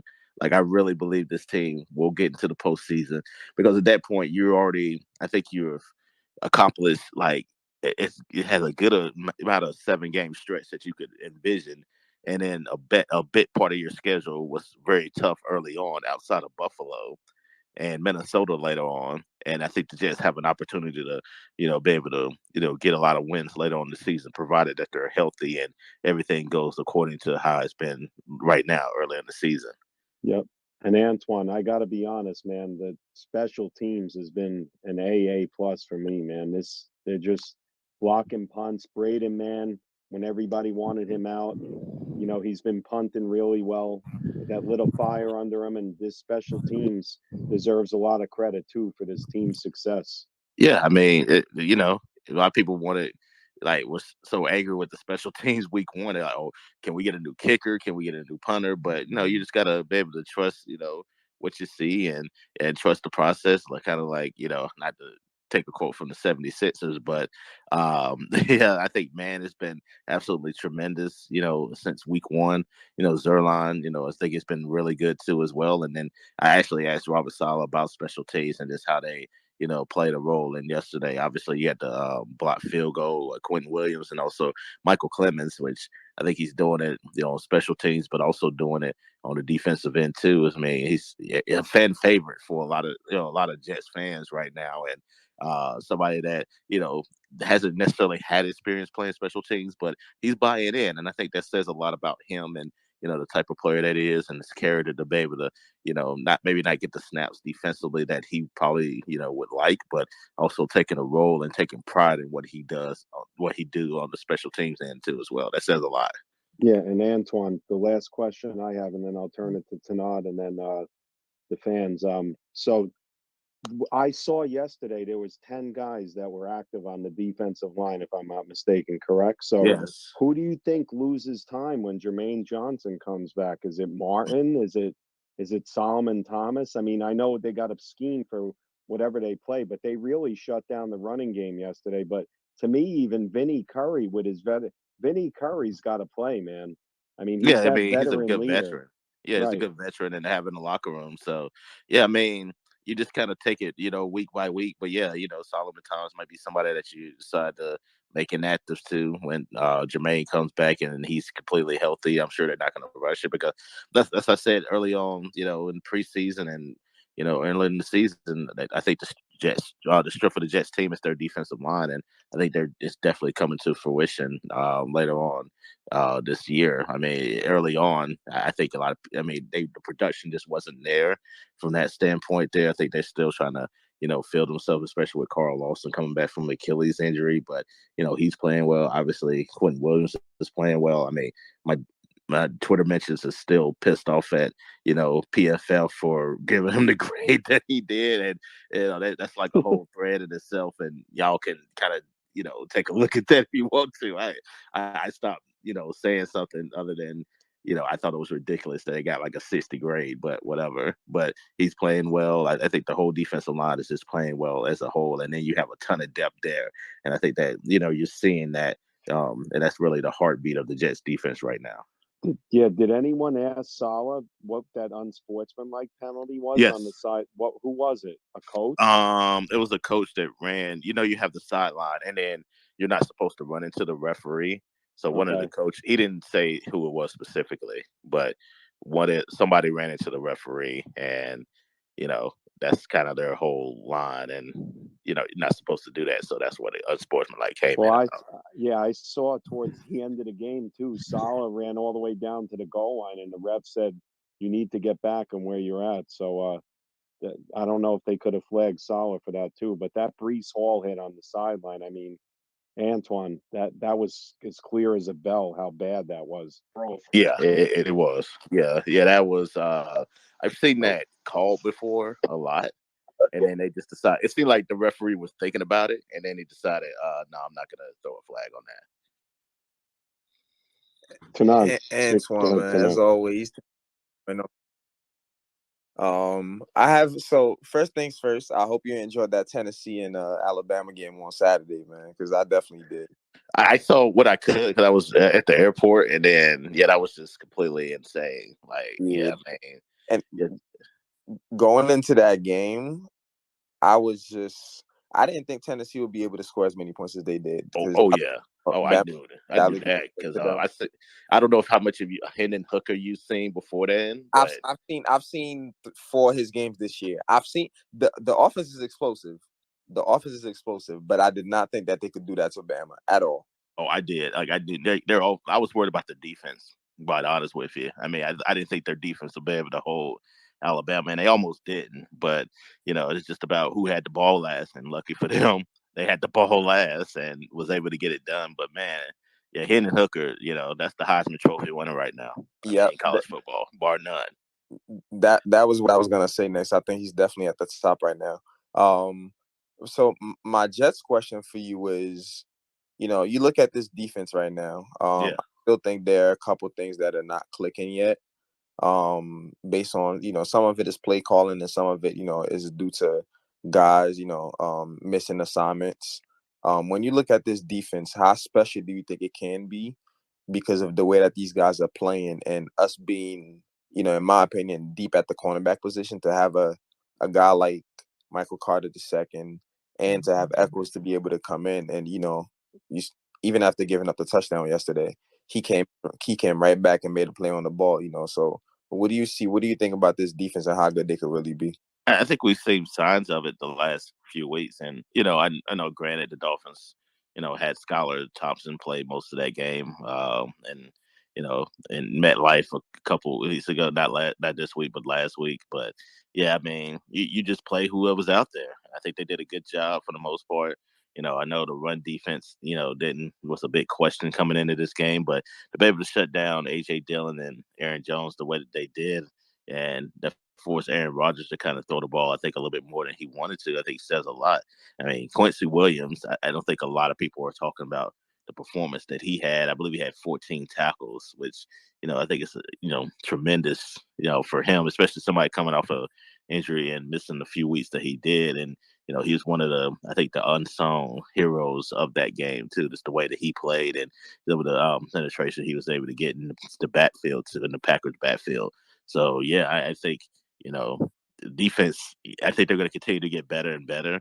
Obviously, Sauce is the guy that everybody wants to talk about, and, deservingly so. And he's playing like a, top flight corner right now in the NFL, and that's rare to see from somebody that's as young as what he is. And, DJ Reed's playing well. We talked about the defensive line. CJ Mosley also had a, tremendous game too as well. So, yeah, I mean, that's what they're going to have to hang their hat on, I think, while Zach is still trying to find his way. And then you look at the Jets, in the years past with, under Rex Ryan, Mark Sanchez's first year, not to make comparisons, but, they relied on the running game. They relied on defense and, some special teams too as well. And, you're kind of seeing some of those same mirror images with this team too as well. And also, take it back to Robert Saleh when he was in San Francisco, they kind of did the same thing too. Rely on their defense, young defensive players like Fred Warner, and also rely on that running game with Kyle Shanahan too as well. So, I mean, if you can do that, I mean, I don't think it's necessarily a bad thing, especially as the weather starts to turn in November and December. Yeah, Antoine, we got a couple of hands up. The one thing, guys, when you guys ask a question, please make it brief. Antoine's time is limited. I understand you got takes, but save your takes. They're just questions. Keep them brief and short. And Antoine, before I just turn the hands over, the one thing that impressed me most about Sauce is, I don't know if you saw that play, but his left hand was the outside hand, and he actually reached around the guy's body and knocked it out with his right hand. Antoine, I haven't seen that, and I don't know. I can't remember a play where I've seen a corner do that, man. That was just, like I said it this evening, he's got like Inspector Gadget arms, which is incredible. His talent is just unreal, man. Yeah, it's the lift. I mean, it's just, traditionally, I mean, it's really been, I think Pete Carroll really brought the big corners to the NFL, because typically, I think before then you would see, 5'10", 11, 6 feet corners. And then, Pete Carroll, who did that at USC, decided, you know what, why not have, you have taller receivers. Why not have like 6'2", 6'3", cornerbacks to be able to match up with them? And, that's why I think you see these influx of cornerbacks, like that in NFL. And you have a guy like Sauce Gardner, who's just a complete freak and able to just, do something like unimaginable like that. And then, like, I knew he was good. Like, I saw a lot of them, especially Cincinnati, but, I don't know if anybody, including the Jets for that matter, thought he would be this good, this fast in that system and playing at a Pro Bowl level. Because, the Jets have, I think, defensively at least, 3 or 4 Pro Bowlers right now, if, things go the right way, which I think they are at the moment. All right, guys, we're going to get to the hands. I'm going to try and do this in order. Please, guys, be short and brief. There's 6 hands up. Make it quick. I'm going to go. We got a lot of hands up. Yeah. I'm going to answer everybody's question though, but that's just kind of how I do. Yeah, and I'm trying to get you out of here. Thanks, Antoine. Cousins, go ahead. All right, thanks, Petey and Tanad. All right, Antoine, I'll be quick. I feel like this team's never had an identity. This defense and the running game is starting to become the identity. Going forward, I'd like them to lean on that. I'd like LaFleur to just dial it back a little bit. That Breece Hall touchdown run yesterday was supposed to be an end reverse pass. He had Zach at the 7-yard line with an empty backfield early in the game. And to the people worried about this wide receiver thing with Moore, we got to relax. This isn't Robbie Anderson. This isn't Antonio Brown. And this isn't even like Odell Beckham on the sideline. A couple of weeks ago, people were trashing Quentin Williams for what he did. And look how he reacted. There is aggression. There are 49 guys on this team. This is going to happen. There's nothing wrong with this. It's healthy. Trust me. Thank you. Yeah, I was going to say, it's a good problem to have. I mean, when you're winning, I think I wrote this in an article today about Elijah Moore. I mean, John Mattis said it. I mean, it's really, solves everything. It's the ultimate deodorant.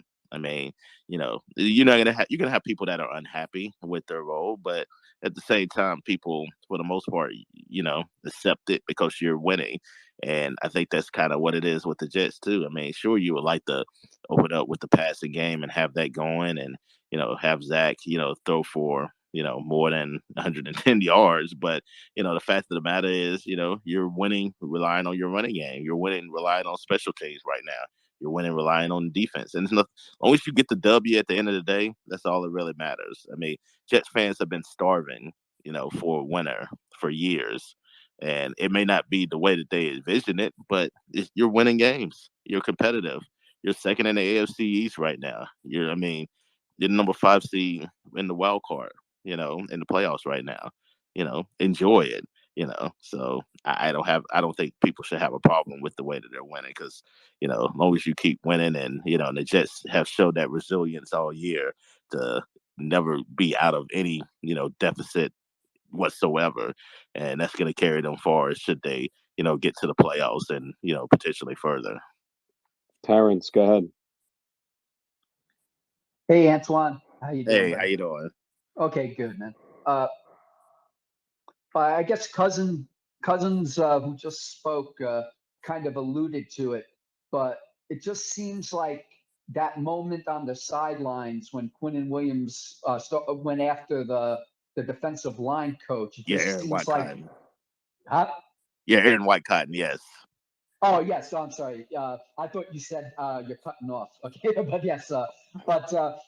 That seemed to kind of turn the tide, not just with Quinnen Williams, but the entire defense when you consider the performance over the last 3 games. But this game in particular yesterday was almost like a 60-minute domination of the Packers with a Hall of Fame quarterback at the helm. And I don't, I know you've been, any changes I know you only see the limited practices and everything, but it just seems like that's a sort of like just lit the powder keg, because this defense has really turned it up a notch to the point where now people are seeing what what Salah and Ulbrich envisioned, and all the acquisitions they've made. But anyway, any comments on that? I appreciate it. Yeah, I thought about asking Quentin that right after the game, because I feel like he's been a different player ever since that moment. He's been, even in the Bengals game, I feel like he was different. He started to turn it on, and you just felt like a guy that was ascending after that, and now he's looked like. No disrespect to Aaron Donald, but man, Quentin Williams was like the best defensive tackle in football right now. I mean, the plays he's making, run game, pass game. I mean, he's just been tremendous. So yeah, I think that really, light a spark. And I think it was a question. Somebody had asked the question today with Salah, like, how much, advice do you take from your players in terms of what they're seeing on the field? And Salah said, yeah, you kind of have to, especially with veterans, you kind of have to listen to what they're saying. And I think he mentioned the Quentin Williams moment, the blow up that, hey, rush forward. We can get pressure with just us rushing forward. You don't have to, feel like you have to blitz all the time. And, I think that really, turned the tide for the defense and allowed the coaches to have trust in them. And I think you're seeing that now, during this 3-game winning streak. All right, guys, remember, quick questions, couple more for Antoine. Will, go ahead. Thanks, Petey, Tanad, and Anton. Any Jet fan would be happy to be 4-2 right now at the beginning of the year. First and foremost, the question that I'm going to ask here is the Jets right now on offense. They look good in the fourth quarter. They're a late fourth quarter team, but to get there, on that third down offense on the conversions, 1 for 11 yesterday. They're 19th in the league on third down conversions. They're 4-2 right now, but that's something that really concerns me and should concern some Jet fans. The third down conversions on offense. What's your take on that? Yeah, I think third downs. Excuse me. Like, I think on both sides have been problems at times this year, whether it be stopping teams on third down or also converting on third downs. So yeah, I mean they've gotten better. offensively converting third downs. Although yes, you couldn't tell about yesterday, especially in the first half. But I think with a young team, yeah, you have to. I think that also kind of falls on the play caller too, and Michael LaFleur to be able to, first of all, get in those third and manageable situations, so you don't feel like you have to chuck it up or do something long and be able to, have to get a first down that way. So, and then also you want to be able to have a, more variety of play calls at your arsenal, whether it be running the ball or also, doing like a short pass too, or if you want to go deep too, you'd be able to do that too as well. So, yeah, I definitely think, of course, as the season goes on, you definitely want to be at least middle of the road and third down conversions too. I feel like defensively they've gotten better in that area, but stopping things, at least they have the last couple of weeks. Offensively they just kind of have to continue to get better in that area for sure. Antoine, are they moving the Jets Patriots to 4? Do you know? Not that I know of. Well, I hope not. I hope not. I could see them actually moving the Bills game to 4 o'clock. I thought about that today. I was like, well, they can't move it to Sunday night because the Bills play on Sunday night the week before, but they can move it to 4 o'clock. So, I think that also is going to be determined if they win this week. It beat the Broncos or not. If they beat the Broncos, then I think, it's a good chance that probably is going to be the 4:25 game, which is not going to be. I'm not going to be happy about that. But, when you're winning, then, you're going to get more of those prime time, those good slots. I believe that Bills game too. That'll be the last daylight savings time, so it'll be dark by the time that game starts. But yeah, Kenny, go ahead. Hey, Antoine, always a pleasure. Oh, nice to talk to you, Kenny. My question to you is: I know you covered the Dolphins. Was this your first time ever in Lambeau Field? Yes. Yeah, for whatever reason, I think the last time the Dolphins went there, I was not there. But I did see Aaron Rodgers play before because he came down to Miami like 8 years ago. And I've told everybody in the lounge here that it was my second time there. And when you walk into that building, and I don't know if you get goosebumps, and I don't know if you feel the same way, but that stadium there is what you call just iconic. Just walking into that building and just to be in there. And I've had the opportunity to be on the field pregame, and it's just a great atmosphere and just true football fans. And you don't get that, like, between plays, you don't get the blasting music, the scoreboards lighting up. It's all about football. Yeah, I'll say this, like, I got goosebumps already because of the cold weather. That's one thing, but I'll joke aside. Yeah, it's nice because it kind of reminds you of a college atmosphere. Like, I mean, it's surrounded by a town and neighborhood. I mean, you really don't get that with any other NFL team, and I thought it was just a tremendous just area. Just even they got apartments around there, which I'm like, yeah, those are brand new. Those are 3 years old. Yeah, I'm like, I wonder how much those cost. I priced one. They're $800,000. Like a month? No. They're not allowed. They have to. The people that own them, you're not allowed to rent them. Oh, okay. So you just gotta buy it straight out. You have to buy it straight out, and you can't rent it out to anybody. That's what I was told. I was talking to one of the people that were tailgating in their backyard right there, and he explained to me. And the other big thing about that stadium, 90% of it is bleachers. You have to rent a seat cushion with a back in order to be comfortable. It's all bleachers, basically. But like I said, it's iconic. Yeah, it's like college. Like I say, it's like a college stadium. That's basically what it is. I mean, you see that with a lot of, SEC stadiums or Big Ten, and that's kind of what it reminds me of, just going to a big-time college atmosphere. So, yeah, it was definitely fun. I wish I would have took in more because I got there late on Saturday, so I wasn't able to do the Hall of Fame. But, it was definitely cool to just be able to say that I covered the game there. So it's something, checked off the bucket list. Appreciate you, Antoine. Yeah.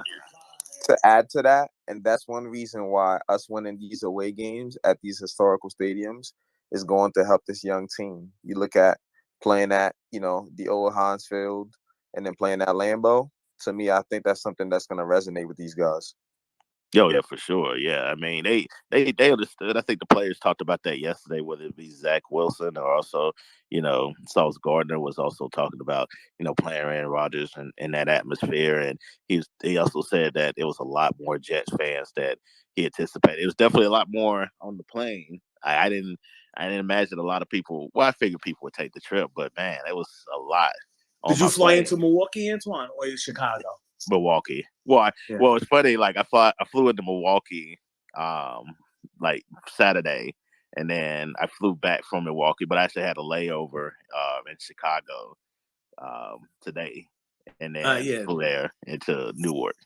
Yep, I arrived Saturday. I was out of Newark into Chicago. We went and then drove the 2.5 hours, and then last night, after the game, we drove the 2.5 hours back to Chicago and stayed by the airport and took a 9 a.m. flight this morning, which we almost missed.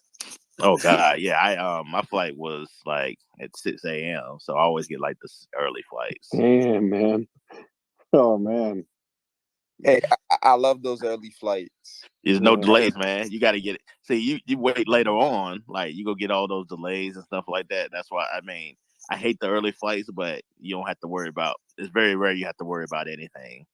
Hey, yeah, guys, whoever just joined, Antoine can only take the last three hands, Benny and Alec. I'm sorry, but I gotta get No. I'll I'll answer the questions, man. Like, ain't no problem. I don't want to. My bad. Sorry, Antoine. I got you, man. Like, I'm here for the people, man. So All right. yeah, Antoine, you my guy, bro. Appreciate you. Appreciate that, bro. Appreciate it very much. Robert, go ahead. I mean, not Robert. Sorry. Why do I always do that? Matthew. Yeah. Sorry, bro. It's all good. Good night, everybody. Antoine, well, you kind of answered my question about the defense because you said they're coming together and looking good. And I got to say honestly that I always say throughout the whole season that as long as these guys stay healthy, you're going to see a difference in this team once they're healthy. And the defense has been completely healthy. My only thing is, I want to know about Jermaine Johnson if he's going to be looking good to go for this coming game against the Broncos. And also, I'm not sure if it's true, but I don't know what's the inside scoop when it comes to Bryce Hall. Because they was talking about he could be up for a trade by the trade deadline. Okay, so I'll answer the Jermaine Johnson thing first because it's gonna be pretty quick. Like we'll find out on Wednesday. Like I should have asked today because we spoke to Salah on Zoom, so that's kind of all our faults actually because nobody asked about that. But he did say he's gonna be evaluated, so I imagine he'll have a better answer probably on Wednesday. In regards to the Bryce Hall, I saw the report too. By Heavy, talked about how he's going to be on the, trade market and possibly might be traded. A couple of things. One, I mean, I wouldn't be totally surprised if that would have happened because I know a lot of teams might be interested, when him and Hall has been active recently. So, if the Jets can possibly, you can get a 4th round pick for somebody like that, then I don't think it's, I think it's something they would definitely entertain, but, they're not just going to give them away for a 7th round pick because, you never know if injury is going to come about throughout the course of the season. And, you need somebody that has experience playing and, a 7th round pick, especially when you're now potentially in a playoff race. You need that depth just in case something were to happen later on in the season. So, I mean, you don't have to make the deal now. The trade deadline is until November 1st. So they have some time. They have a couple of weeks where they can kind of weigh their options. But, it wouldn't totally surprise me if Hall were to, be traded. But, I don't, I like I say, it could go either way at this point. All right. Ground and punt.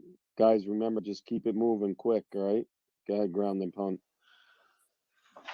Hey, Anton, thanks Hey, for what's up? joining the lounge. You're a really great contributor. Appreciate your time that you're giving us here. 3 things.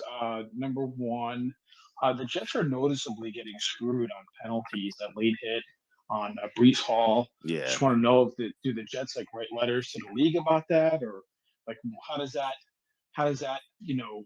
because it's even happening in all the games. They're kind of seem to be getting screwed. The other thing is you mentioned that that you like the Jets' chances of making the playoffs if they beat the Broncos. Want to see what you think their chances are of beating the Broncos, and what are going to be the keys to the game. And finally, we were all pumped yesterday in the lounge, but then there was a few people getting very frustrated with Zach, like people criticizing Zach because of the lack of stats and things like that. What do you think is the best way to combination of praising, evaluating, and criticizing Zach, especially coming off of like the victory and the fact that he's just 3 games into the season?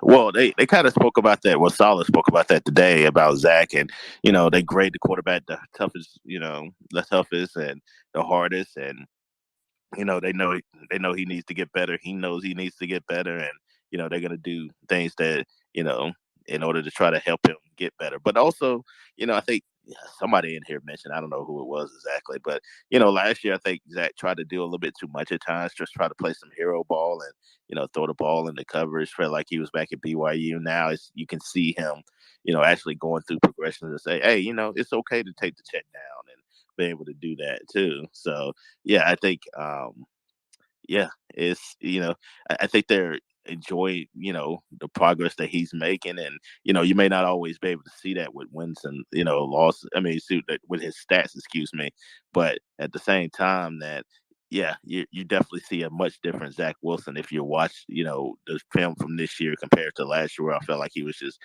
throwing the ball in the coverage. The first point is a really good question. I think the coaches do kind of bring awareness to the league about certain things too as well. And maybe complaints or something like that. I think it's they do send emails. I don't know who is it specifically that sends them, but I know teams do bring awareness to that. And what was the second question again? I kind of I forgot it. No, it's okay. You mentioned that if the Jets win this week, yes, you're putting them in the playoffs. Yes, correct. So I wanted to ask you, how do you like their chances? And what do you think is going to be the reason why they win or lose? Well, I mean, you put me on the spot already with the keys. Like I usually wait till the end of the week. Listen, it's tough love, bro. He asked you a 5-part question, man. They always get you on these. Hey, Petey, was I quick? Yeah, here's what I'll say. Here's what I'll say real quick. Like it's just always about can they keep the pocket clean for Zach Wilson, and can he continue to take care of the football and run the football effectively? If they can do that, then I think they can beat just about any team. In Who the you NFL picking? right now. I'm not ready to go there yet. It's Monday. Like just let's relax. Like I'm not ready to I get love the you, pick buddy. yet. Thank you for coming on, man. Thank Yeah, you. no Thank you, problem. Hey, Antoine, I can tell you one thing. I'm confident. Right now, I am confident. Okay? I'm Yeah. playing this type of team coming up. I'm very confident because of the way the defense has been playing and the way that the offense has been able to make adjustments going into the second half. But that Broncos defense is very, very good. I'm not gonna, not give him credit for that one. That's fair. Let's go to Big T real quick, and then let's go to Benny. What's going on, Big T? What's going on? What's going on?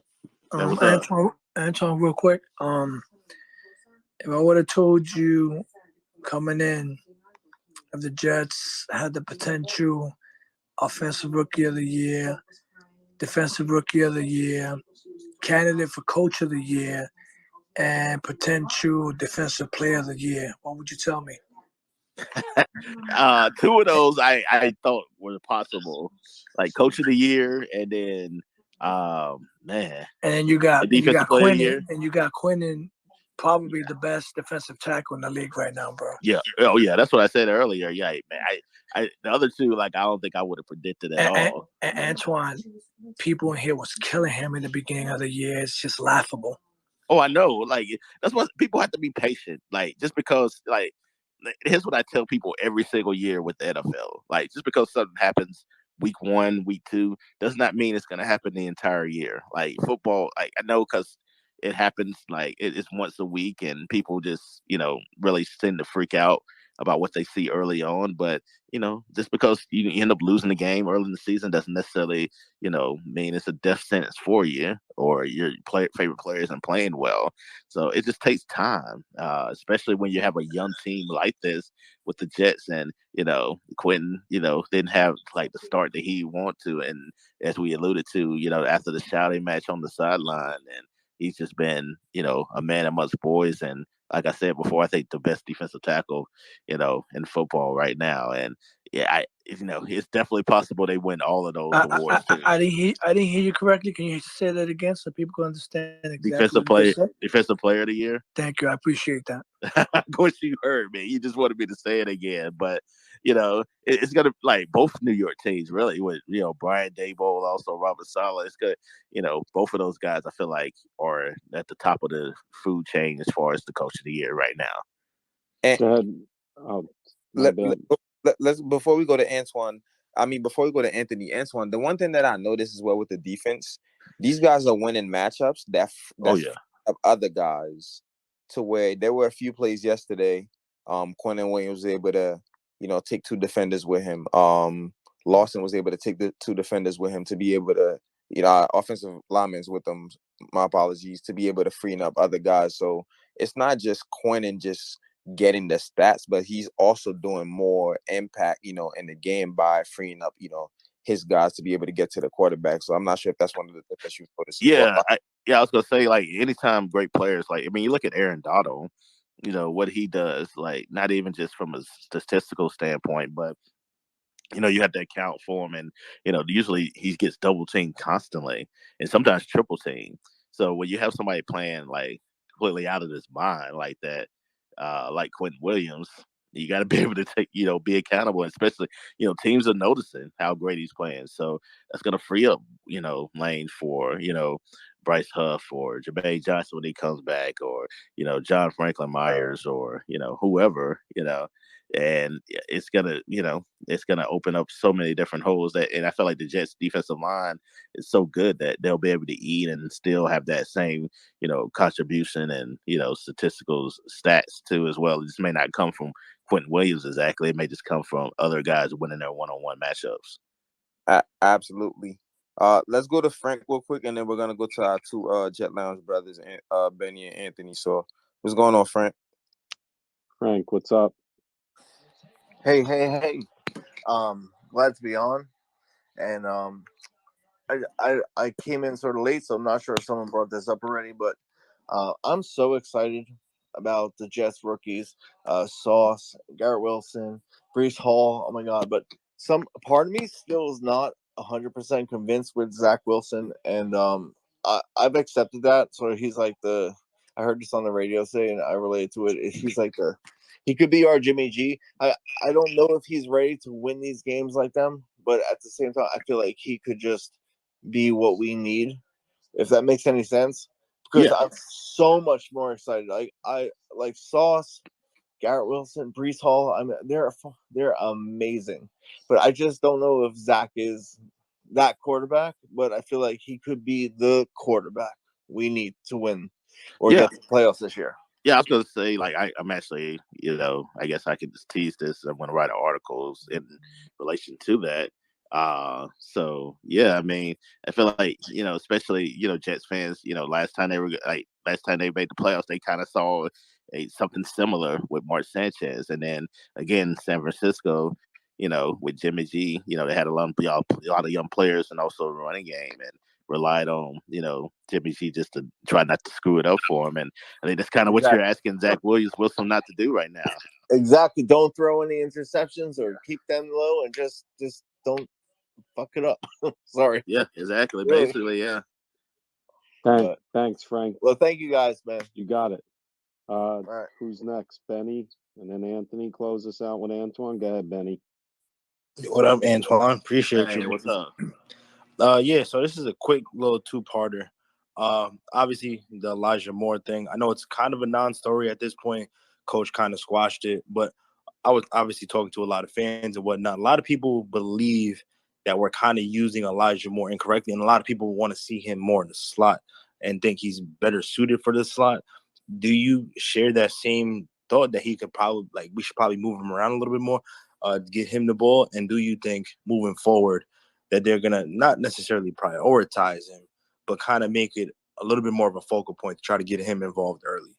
I don't think they should just make him, exclusively use him in, one particular way. I think just be able to move him around, whether it be on the outside or also the slot too. I think it's in their best interest. So yeah, I think for me, yeah, that's what I would do. I wouldn't necessarily just limit him to just being a slot receiver, but you definitely want to see him be able to, get the ball a little bit more. You have a weapon, which I thought he would have a, really big year coming off the, campaign that he had as a rookie. So yeah, I think this, running more routes, and it seems like, Flacco and him had a more of a, chemistry than him and Zach, at least early on this year. But, that's going to come from time, especially with Zach missing, nearly 2 months of game action. Appreciate you, bro. Yeah. Antoine, I just saw a tweet that Sauce Gardner is plus 300 to win Rookie of the Year. The next closest is plus 550.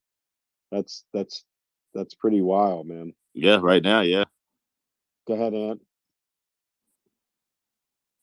Anthony. Mr. Yankee, what's up? I think Ant fell asleep. No, he just came on. His dog wouldn't let him do that. He's got his dog is funny. I see him all the time. His phone died. He's coming back in right now. Okay. Appreciate you, man. And he's coming right back. If you could just give him another minute and just appreciate you coming in and giving us all the time. And your reporting has been stellar and nothing but honest. And, y'all ain't gotta just sugarcoat it for me, man. I know y'all can say that because I'm on here. No. You know what though? You would know it because people would let you know on the timeline if it wasn't good. Even if it wasn't done in here, you would know from the timeline, and also with their interaction. Your interaction would not be good. So you know how Jets fans are. Yeah, I wouldn't do that to you, bro. Come on. I took you out for lunch. I'm not like that. You know me. Ant, you ready? Is it undied? If not, then I got to get to Shawnee. Go ahead. Shawnee Dark. Let's just get Shawnee and then I get up out of here. Yep. Hey, Antoine and Petey and guys, thanks for letting me on, and thanks for spending your time with us. I was glad you brought up Quincy Williams earlier. I thought I saw the video of him and Quinnen running off the field after the game. It just made me feel fantastic with their the brotherhood they got going on. That must be so awesome to be basically kicking ass with the Packers and running off the field together. I just wanted to see, how everyone's talking about the Elijah Moore thing and what he said. I kind of just think I don't know if you saw him in the locker room at all around the other guys. Did you see him not loving every moment of the victory with all his boys? And it's just he wants to be contributing too, to just be a part of the group. Honestly, I didn't usually. Well, I'll tell you about visiting locker rooms real quick. When the Jets are in the visiting locker room, it's kind of like organized chaos in there because the players just want to get the hell up out of there and get on the bus. So basically, yeah, you're trying to talk to players and they're trying to get the hell out of there. So that's I did not see Elijah Moore yesterday, probably because I didn't necessarily look for him.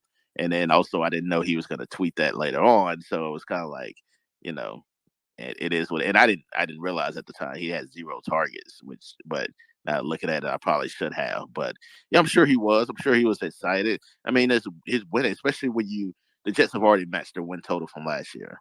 So he went through that 4-13 season and they're 4-12.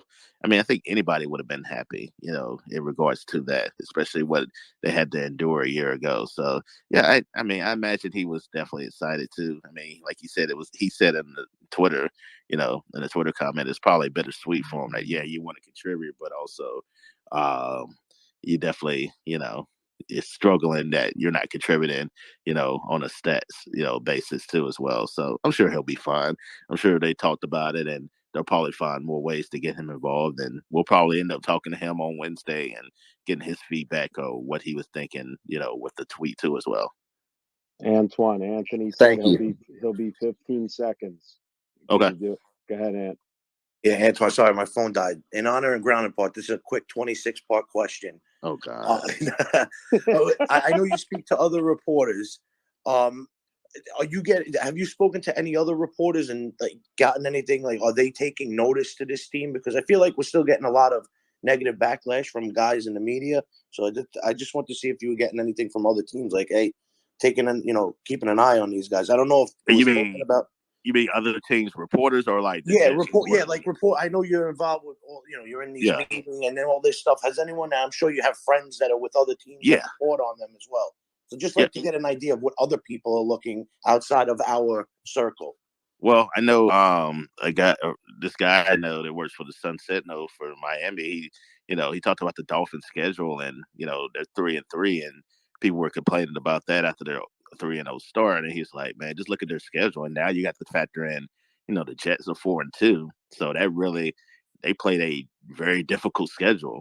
And he was like, yeah, the Jets are a much better team than we had thought they would be. And I tried to tell people, like, I got a lot of blowback from Dolphin fans. They were like, oh, well, the Jets are going to win 4 games. I'm like, okay, we'll see. Like, I was like, I'm not going to sit here and say they're going to make the playoffs. And I'm still not ready to say that yet. But I was like, this team's going to be a lot better than what you expect. I had them at 7 wins. I'm probably ready to bump it up to about 8 right now, at least. They beat Denver, then, we talking like 10 wins right there at that point. So yeah, I really think this a lot of people are really surprised at how good they are, especially considering how young they are. Appreciate Antoine. you, man. I'll add you my next 25 parts to the question next week. Yeah, I appreciate that. Antoine, have a good night. Thank you for coming on. Yeah, no problem. Y'all take it easy. Antoine, thank you, man. Yes, Appreciate sir. your work. Enjoy your night. Yeah, Petey, tonight. Thanks for getting me over. Appreciate you. You got it. That was Antoine Saley, guys. Good talk. And I told thanks for messaging me. Good job. Go ahead, Crow. Hey, what you call it? The Broncos, they gotta be like top 5 in sacks given up, right? Their O line looks awful. Oh yeah, they're up there. The game against the Colts, I believe they gave up 6-7 sacks. Or one of those Monday night games or whatever, or Thursday night games. I believe it, bro. I'm watching this game and I'm like, what the hell is going on? If I'm not mistaken, isn't Joey Bosa hurt? Yes, is he? Actually, he is. Yeah, he's out. Bosa's out. So they without Bosa, and they got Khalil Mack pretty much just there by himself. I don't really know much of the other pass rushers, but I know they're not like that. Yeah, pass rusher wise, they don't have too many options there. But they have a really good secondary. But yeah, pass rusher wise, they don't. They're not. I mean, I'm not sure. I'm not even watching the game right now. I quiet while I do this for you guys and with y'all. I haven't even watched the game to be able to see how that defense is able to play against that O-line, but based from what I've heard so far, it is not good. So that's one of the reasons why I feel like our D-line should be looking forward to doing more and getting us some turnovers to put us in better field position against the Broncos next week.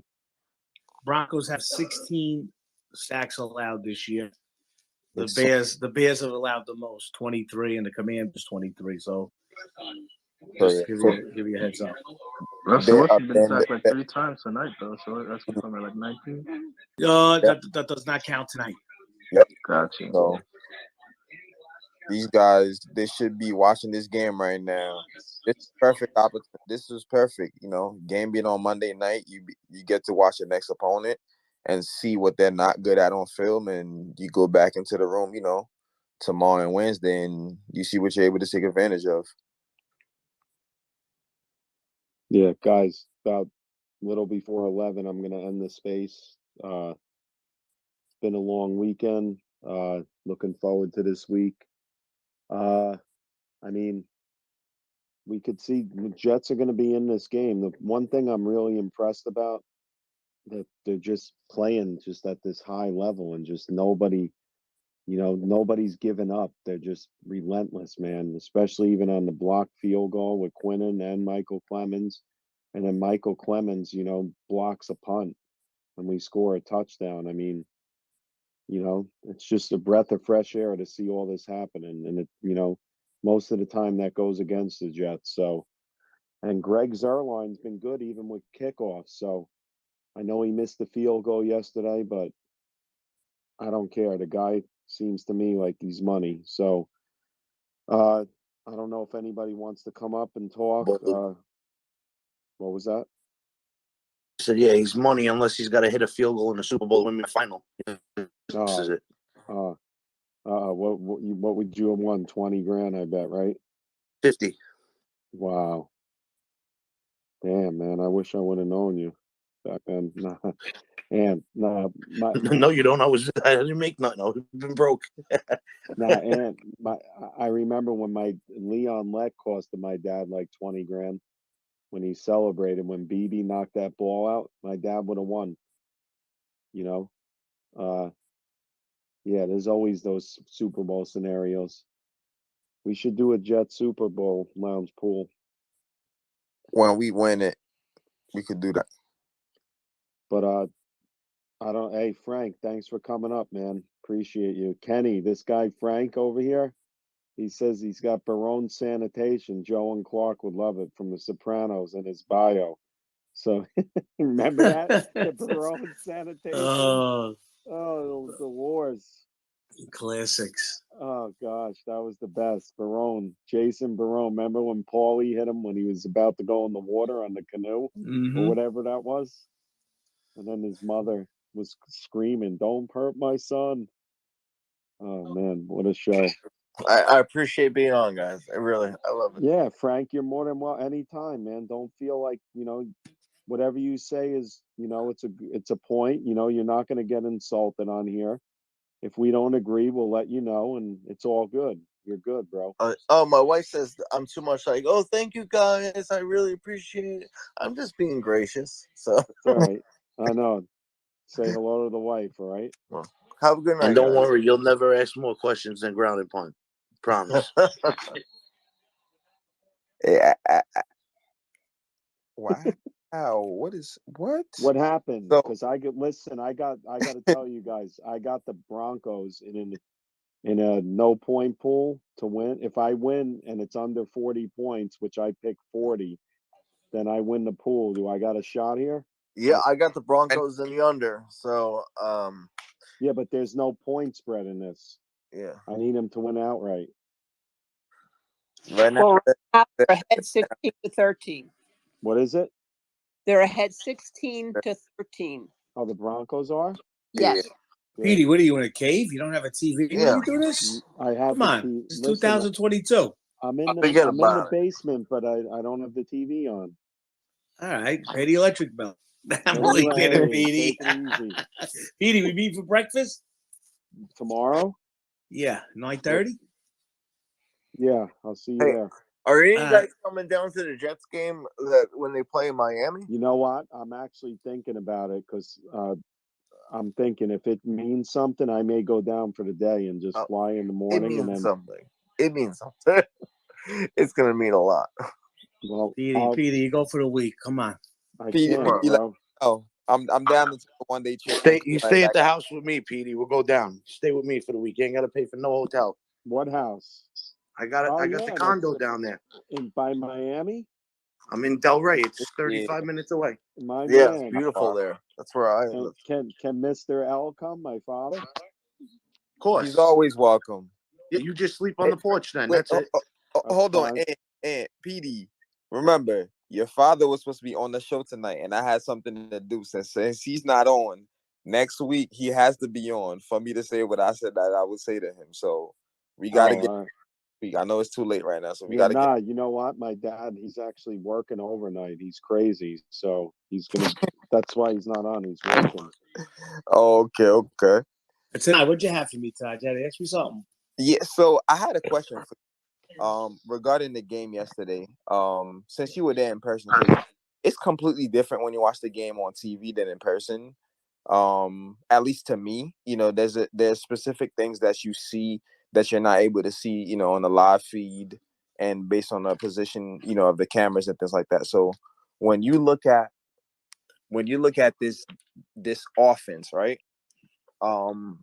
What is it that you see from Zach? Is it, his progression is not moving the way that he needs to? Because when I look at a couple of those passes that were made yesterday, I feel like they were late. And then they were also, off balance throws. What did you see, being at the game yesterday? I think he's got to step up in the pocket more. It seems that when the protection breaks down, his first reaction is roll right, which is his strength. But once in a while, because when he does that, basically you're cutting the field in half. He's got to step up in the pocket. That way he could use his checkdowns more instead of just rolling right and only making the play to half the side of the field. That's what he has to do. Even that one play yesterday on third down where he rolled, he escaped. He didn't even plant his feet when he threw the ball in the end zone. He didn't have to throw the ball then. Once he escaped the rush, he could have just cut back left like Kyler Murray does a lot or Josh Allen does a lot and get back towards the pocket. He's got to be a little more pocket awareness. That's what I see. Yeah, I agree with the pocket awareness thing. I think that's one of the issues that I've noticed about him. Even, he has made some improvements, but certain things, like him escaping the pocket too early at times, or not making, like a faster decision with the ball. But the decision making has been much better. Him, seeing certain reads has been so much better. But it's just those little things when it comes to that, you look at those two of those passes to Garrett Wilson yesterday, I feel like they were not only behind because his feet weren't set, but they were also, the position of the ball should not have been where it was, and that's where I think like the footwork is still an issue, but it has gotten better compared to before. And like I said, it's only going to get better in time. Go ahead, Tony. What's up? Hey guys. Yeah, listen, I listened to the Zach stuff all day, and I think it's kind of a little getting to the point where we're starting to be a little unfair and not giving the Green Bay pass defense credit. Hold on, Tony. For me, I am not unhappy with Zach. Oh, I'm not saying individuals. I'm just saying me, not here, just like media pundits and stuff, and, things like that. Like, I'll tell you right now, Jair Alexander is a star. He's a star cornerback, and he put Garrett Wilson in his back pocket yesterday. Garrett Wilson's going to learn and he's going to improve, but face facts, Jair Alexander did not let that cat have room to breathe. Eric Stokes, I don't know what he was doing with Elijah. Apparently, like, there's a tweet out there somewhere that said Elijah was getting open and just wasn't getting the ball. I don't know. I'm not getting into that whole can of worms. But for the simple fact is this: for as putrid as their run defense is, their pass defense is elite.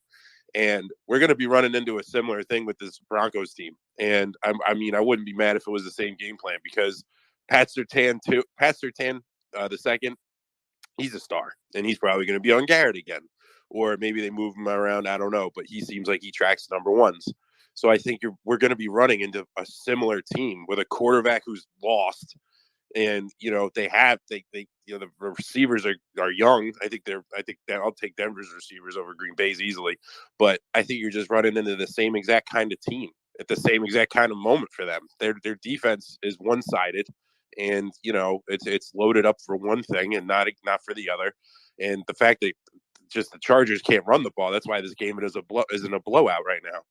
But I just think it's going to be the same thing, and it's just going to be on Zach to just manage things. But you got to tip your hat to some of these corners that are just shutting people down. And yeah, a couple of the throws Zach made to Garrett were a little off target. I'm not gonna stay in here and say Kenny's wrong. He's absolutely right. Like a couple of those throws, I was like, what did you see there? I don't know, but is he pushing? I don't know. I don't think so. But I'm just saying we're going to be running into a similar defense next week in their house with a star quarterback who's probably going to lock down Garrett. So we'll see what happens. I definitely agree with you, and that's one of the the Packers defense is one of their strengths.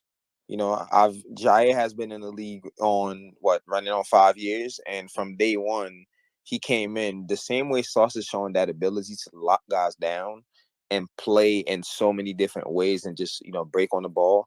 Jair is that same way, and he was that same way from game one when he came into the league. So I'm not taking away anything from him at all. And with Denver, we know that, for me, I've seen that they're an aggressive defense. They have good safeties, good corners, good edge rushers. So I agree with you as far as, it's going to be that same type of game to where tough defense, the running game is going to have to keep carrying us. And then when Zach needs to make a play, he can make a play. PD, do you have anything?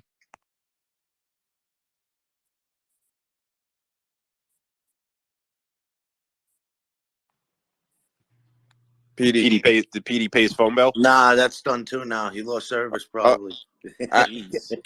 Ken, do you have anything? Let me see. Let's go to Will real quick. Let's go to Will and then ground and punt.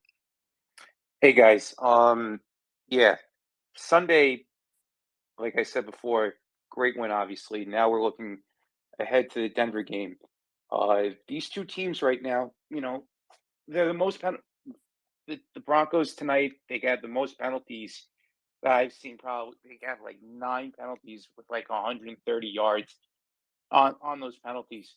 The Jets are not that far behind. We talk about the referees. This may be one of those games where you're going to see a lot of flags on Sunday. So, with everything going on, yes, believe me, I love seeing the fact that this team is 4-2. But again, nail biting time when it comes to seeing the yellow flags come out and stuff like that. So I'm very happy about the rookies. I'm very happy about the veterans coming in and doing their thing. The coaching staff is a little iffy to me to an extent. I'm still growing on them, still wanting to see more, obviously. But to me, like I said, this week coming up, they can't commit stupid boneheaded penalties. Guys, what are your thoughts on that? For me, the penalties, have it has gotten better. That's not really an issue for me as much as it was, within the first couple of games. We saw Quincy get that personal foul. I think Rankins also had one, and then Carl Lawson as well. So, that's once those things start happening, then that's an issue because you're also, not helping yourself by staying on the field longer. We saw the penalty yesterday from the coaching staff. That hurt us. That was third down. We should have been off the field, but that wasn't the case. So I don't really have any complaints with that. Kenny, do you have anything? And Benny? Nah, I'm good. Appreciate it, man. Great show as always. No, I'm good too tonight. I think Ground and Punt probably got about 40 more, so let's get them. What's going on, Ground and Punt? We're gonna shut this down in about 5 minutes. Bro, I'm dying. That was fucking. Listen, tonight, man.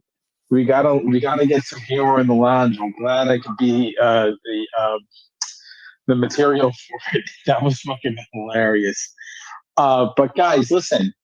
In all honesty, right? Like, you look at Herbert, how everybody sees how amazing he was, and he wasn't even expected to start.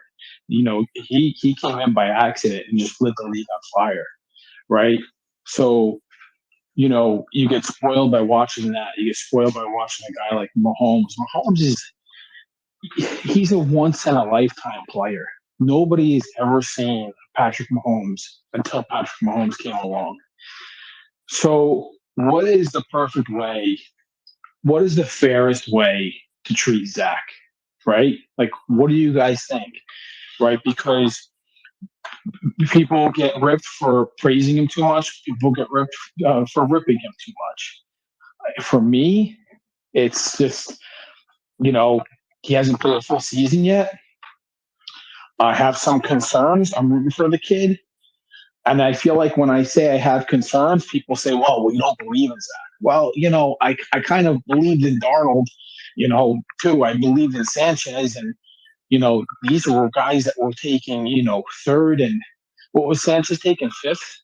And so what do you guys think? Like, we can't crown the kid yet, that's for sure. For me, I'm a little bit more patient. I think the growth that I've seen, towards the end of last season, even though it's not, it wasn't up to the standard that I wanted to see. But this is the NFL. It takes a lot. These young guys come from schools where there was a system, but it was a college system. It wasn't I'm making 1, 2, 3 reads, going through my progression. It takes some of these guys 2 full years to really understand the NFL game, understanding the system, understanding how to read coverages. And it takes some guys 3 years. Some guys, they're able to come in year 1 to be able to do it. So everyone's going to have their preference. Not to mention, Patrick Mahomes had friggin' Andy Reid as his coach. I mean, that's like, that's like the express lane to like becoming a good quarterback. Exactly. So it's pretty tough, it's tough for Zach. It's New York, a young kid that a lot of people did not want. So he has a lot working against him. I was one of those guys. I wanted Justin Fields. I think Fields is going to be good for people. Zach was saying, I think Fields sucks. It's too hard. It's too early to say, and he doesn't have a good enough team around him to really evaluate him fairly. But listening to Ant yesterday specifically, Ant, what do you think is the right way to view Zach? Because they did get the win, and yes, the game they went with what was called for. They had to continue running the ball, but for me, I just saw like a guy that protected the ball. He knows that he's playing like with the number 1 ranked defense type of thing, but he was sloppy also at the same time. What do you think? Well, that's why I don't. My grade is I don't think anyone could say what he is yet. I really don't, and that's why it kind of bothers me a little bit, because you look at the Pittsburgh game when he needed to do something, he did it, and then you look at yesterday, and like I said, if he's trying to throw the ball while we're up 13 points or 10 points, 17 points, whatever, and there's a bad turnover or a pick 6, and they get right back in the game, he's going to get killed for that. So to me, you have to see when the opportunity is there for him to make plays, what he does. Right now, he's had sloppy ball. I'm not going to say he hasn't. He's played sloppy ball, but then he's also had times where he looked phenomenal. Specifically the last drives in Pittsburgh. That was his moment to shine. He had to come up big there. He came up big. He's had moments where it's like, oh, man, that was bad. Like that throw yesterday, thrown across his body, that could have been picked off. I don't want to see that stuff. So I can't but I just don't like when people kill him, because yesterday there's no reason. There's no reason for him to be throwing all over the field. And that's what I'm saying. People want to judge 110 yards. So if he throws for 400 and gets a loss, people are going to say, oh, the kid can't win. So I feel like there's no in between for him. Right now, he's still proving what he could do in the NFL. You got to remember, you just said that the kid hasn't played a full season, and I'm sure it's not easy to play a game, get hurt, come back in, then go get hurt again. Now he's coming back in again. He hasn't had that run where he could just settle in and become comfortable. So to me, I'm waiting to see what he could do. He has the pieces. He hasn't had these pieces before. So I want to see that he realizes he doesn't have to do everything. You could hand the ball to Breece Hall. You could hand the ball to Michael Carter. You do obviously he's going to have to throw. He's a quarterback. But right now, I think it's unfair to judge him either way. He's 3-0. Oh my God, Russell Wilson got killed. And Jesus. Right. Another thing with that is he's winning and he's making plays, and then he's also getting live game reps, because when he goes back into the film room, Terrence has been saying this a lot, and that's one thing that I have noticed with LaFleur. It's literally he's running plays and he's going back if there is an incompletion or if there's something that caused the play to break up. He's going back to it to be able to see, okay, what happened on that play? What type of coverage were they playing? And then go back to it and then seeing if he's going to get the same coverage. And if he gets the same coverage, Zach Wilson knows what to do with it. So I like the adjustment that has been made with the offense. And I think that's one thing, that has helped me give Zach a lot of slack, because he's going in there and making throws in the third quarter, in the fourth quarter. That has helped us win. So if you're not looking at those, that part of the game to say, okay, you know what? He's doing what he's supposed to be doing at an early stage in his NFL career as a young QB, then you're just demanding too much because of Mahomes, like you guys stated before, because of Allen, because Yeah, of but guys he's like not those quarterbacks, and he's maybe not. he in time maybe he will become something like that. But to judge him, I hate when people compare him to these guys. I don't like that. He's still getting his feel for the NFL. He hasn't had a consistent run. It's like anything. You guys can do something in regular life. When you stop doing it for a while, then when you get to do it, you don't do it as well as you used to, especially if you're doing it in a different, whatever it is. It takes time to adjust to everything. So I just don't like that he's getting killed, because we all said we want him to win football games. He's 3-0 and he's getting negative. He's getting people talking negative. That's the stuff that drives me insane. And Ant, just to jump in on that, listen, we haven't won in a long time, and now people are critiquing wins. We won freaking 27-10 yesterday. I mean, we scored 47. Scored 67 points in 2 weeks. We haven't done that, and I would love to see the last time that was done in a season. So just take it, enjoy it. Why is it always got to bring up negative shit? We haven't scored 67 points in 7 games last year. You kidding me? But I think Justin had his hand up for a while. Yeah, I don't know who's next, but Justin, go ahead. Benny was before me. Go ahead, Benny. I'll go after you. My bad. You guys are so polite. Oh man, listen. Yeah, I love hold you, on, Justin. hold on. I just muted. I'm only doing this to be funny now. Ground and punt. Come on. Making 47 takes and then giving me the wrong info on who's next? Are you kidding me? It was 50. It was 57 takes, Petey. 57. 57. Hold on. I had to bring some humor. Oh gosh. Ground and punt. So should I take it? Interception? No, yeah. Well, yeah, he messed up, so let him pay for it. Good. Go ahead, Justin. Good, Benny. Yeah, I love you, Justin. I love you, bro. But man, real quick, same shit, bro. Like, I agree with everyone saying after this Broncos game, I think that'll be game 17 for Zach. So he would be completing his first full season after this week right here. He's doing everything you need. Like, when he needs to make a play, he makes the play. It was 3-3. We needed a big play. He rolled out right and completed like a 30, 40-yard bomb to Corey Davis. Like, that's timely. We needed it. You know what I'm saying? Oh, we needed some completions. He threw the sidearm pass to Uzama for a first down. Okay, then he threw another first down to Tyler Conklin down the middle. I think it was an RPO. Used his eyes, read it correctly, got Conklin the ball for another 15-yard gain. And then what do we do? And then we go back to running the ball. He's making the timely plays that are not killing us. Like, I know people don't love it now because everyone wants the fucking Patrick Mahomes, Aaron Rodgers. Like, shit, I would love for him to throw for 300 yards. And I think there's going to be a time and place, probably sooner rather than later, when teams are going to be a lot more keen on stopping the run, where Zach's going to be forced to make those plays. And there's going to be games where he probably has to throw for closer to 300 yards, over 300 yards and stuff like that. But as of right now, he's making the timely plays. We're winning, running the fucking ball. No need to change that. And I don't know. I know he did it one time. We need to see it more often. But he did it in the fourth quarter versus Pitt. I know we always go back to that game. But, okay, kid, we need you to make shit fucking happen. We can't run the ball.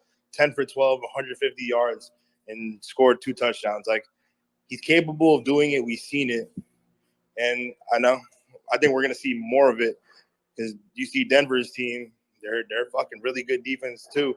And I guarantee you they're not going to sit here and just We looked at the Dolphins and we looked at the Packers. They weren't good against the run, so you can just fucking force feed the run all game long, and they can't do shit about it. But now it's going to be a little bit different story. You're going to have to mix it in. So I expect Zach Wilson to, I don't know, take a step forward this week, and we're going to learn a lot more about Zach now and for the next few opponents.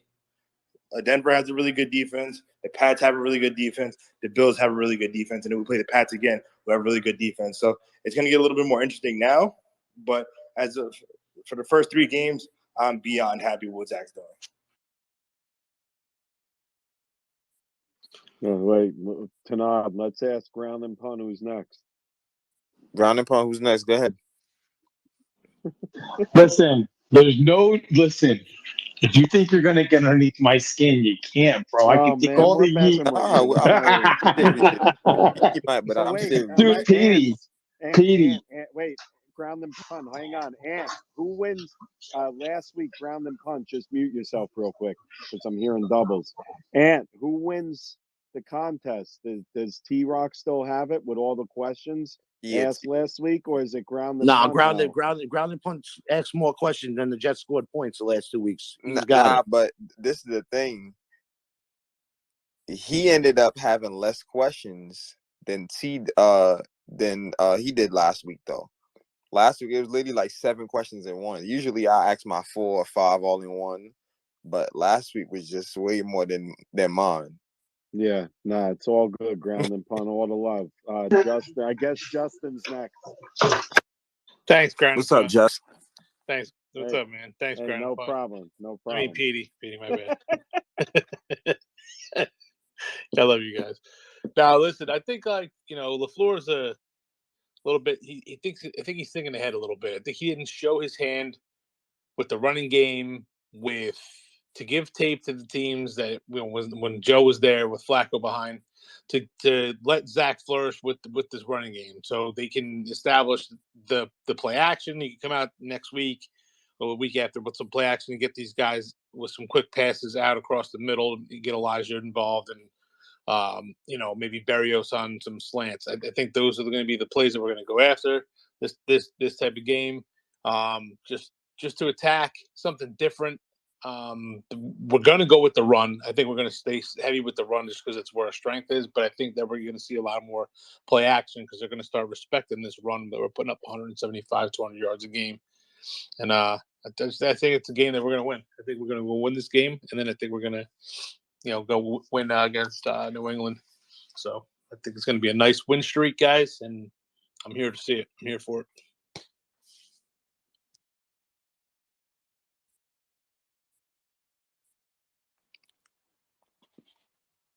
PD, are you able to hear me? I hear you. Did I kill the room? What happened? I hear both of you.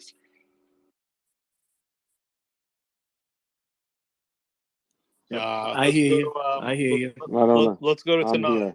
Tanad left. Where'd he go? I'm back. I don't know what happened. Oh man, I was gonna end this. Go to Cousin. I was gonna end this My space, and now everybody's requesting to talk. Go ahead, Cousin. Cushion, what up, Cushion? All right, I think Petey and Benny nailed it. I mean, this week will be his 17th game, and if you're looking for growth, and I know the team's better. His first 3 games last year, they were outscored 70-20. That was like a minus 50. I think in the 3 games, if I got it right, it's 91 to like 47, so they're plus 44, and they've scored 45 points in the 3 games that he's quarterbacked in the fourth quarter. And yes, you can say he's not a top quarterback, and he struggled, but he has come through in big spots at big times in these 3 games. And to me, the only record that I'm judging him by is wins and losses, because to me, that is what this season is about. And again, like Benny said, this is his 17th game this week. That would complete 1 full season. So I think we might be getting a little ahead of ourselves with, the defense has been great and these rookies are coming on. But remember, the kid come off a serious knee injury. He came back this year, got hurt again. And, it's only 3 weeks. And let's see LaFleur. I think LaFleur has to help him a little more as well. And I'm not taking Zach. I'm not taking, all the blame off him. But LaFleur's got to play more to his strengths. This rolling him left everybody can see it. He can't roll to his left. Move the pocket, roll the kid to his right, and I just want them because this game against Denver's defense is going to be tough. They're fast as fuck. They're going to be tough. I just want the Jets to just play a little more conservative offensively and give the defense a chance to get a turn. Because let me tell you something. Thank God, any team that didn't go for Russell Wilson's got to be thanking themselves right now. He is a shell of who he used to be. He looks so lost tonight. And thanks again, guys. Cousins, you make a good point because remember the 2 off scripts against Tennessee? He went to his right and threw that pointer to Corey Davis, and the other one that he threw to Keelan Cole, and they were both to the right side. So you made me think of that. So good point there. I don't know who's next. Caesar's next. Go ahead. Go Caesar and then Matthew. Yeah, what's up, guys? What's I actually up, want Caesar? to my point was actually like something Cousins just said. I felt like LaFleur's game plans in the first half are just a little bit wonky, and then he really pulls it together in the second half. And I noticed that when Zach goes to his left a lot in the first half, and it doesn't end up working out for him. And someone shared a graphic, or they tweeted a graphic, and they said like he had like, you know, a really, really small share of his passes to the left were completions, whereas to the middle and to the right, which is what he does more on in the second half, that's usually where he goes with like Corey Davis and, you know, the tight ends up the middle tend to be where he, you know, is more successful at. So I think it's a little bit weird, like the first half offense that LaFleur's putting out, not to mention like the other stuff where he, like, you know, I rewatched a couple of the first drives and he didn't have them running as much as they were in the second half. And I know like they're trying to feel out, you know, the defense, and I know that the corners were playing pretty tight, but there, you know, like some first downs where, you know, he gets a first down, you know, with the run game, and then goes to a first down pass, and then, you know, like a second down run that's for 2 yards, and then a third down pass, and it like puts Zach in a precarious situation early in the game to have to, you know, make that, you know, nice little 8-yard pass that he's just not used to making in the first part of the game. So I'm hoping LaFleur comes out next week, something in the first half. That's what I want to see, because I don't think you can evaluate Zach when the second half, you know, it's just a completely different ball game. They look like a normal offense in the second half, and the first half is like, you know, it just looks really anemic. But I really don't think it's on Zach. I think it's, you know, that 3rd and 2. I don't know if you guys remember that, but on that 3rd and 2, when instead of running it, you know, we have Brees, and it's like we have Zach do that little, I think, play out to the left, and it's like, well, you know, what are we doing? Caesar, like, that pisses me off. But he does that stuff repeatedly in the first half, where he's like throwing it on 3rd down short, or he's you know, running or throwing a pass on 1st down, and it's usually something that's like, you know, Zach just sits in the pocket, you know, which I feel like is it you know, it takes a little bit to be comfortable in the pocket when, you know, you've played so few games and you're a quarterback that typically is better rolling out or moving, you know. So it's just, I just think it's like interesting, because like when you look at like how the defensive line played early in the season, it's like everybody was getting on the individuals, and they were like, oh, you know, like Quinn's not playing up to his worth, and like, you know, we got Carl Lawson, and he's not looking good. But it's like once they started gelling and started, you know, Ulbrich started, you know, not rotating as much and not, you know, sending the blitzes in like they could win as a 4-man front, like they started doing really well. And I think the offense will gel like the run game has, but, you know, I just think LaFleur has to make it easy on them in the first half. That's basically my point. Got it. I mean, I Good just night, don't like fellas. Love you all. It was a lot of fun, man. Love you Sounds guys good. all. Good night. You want to make a last 15-point point Oh before you? man, No, but Aunt, listen to me. When my dad used to get so pissed at me, like if we'd be working, like, you know, hanging up a vanity or something,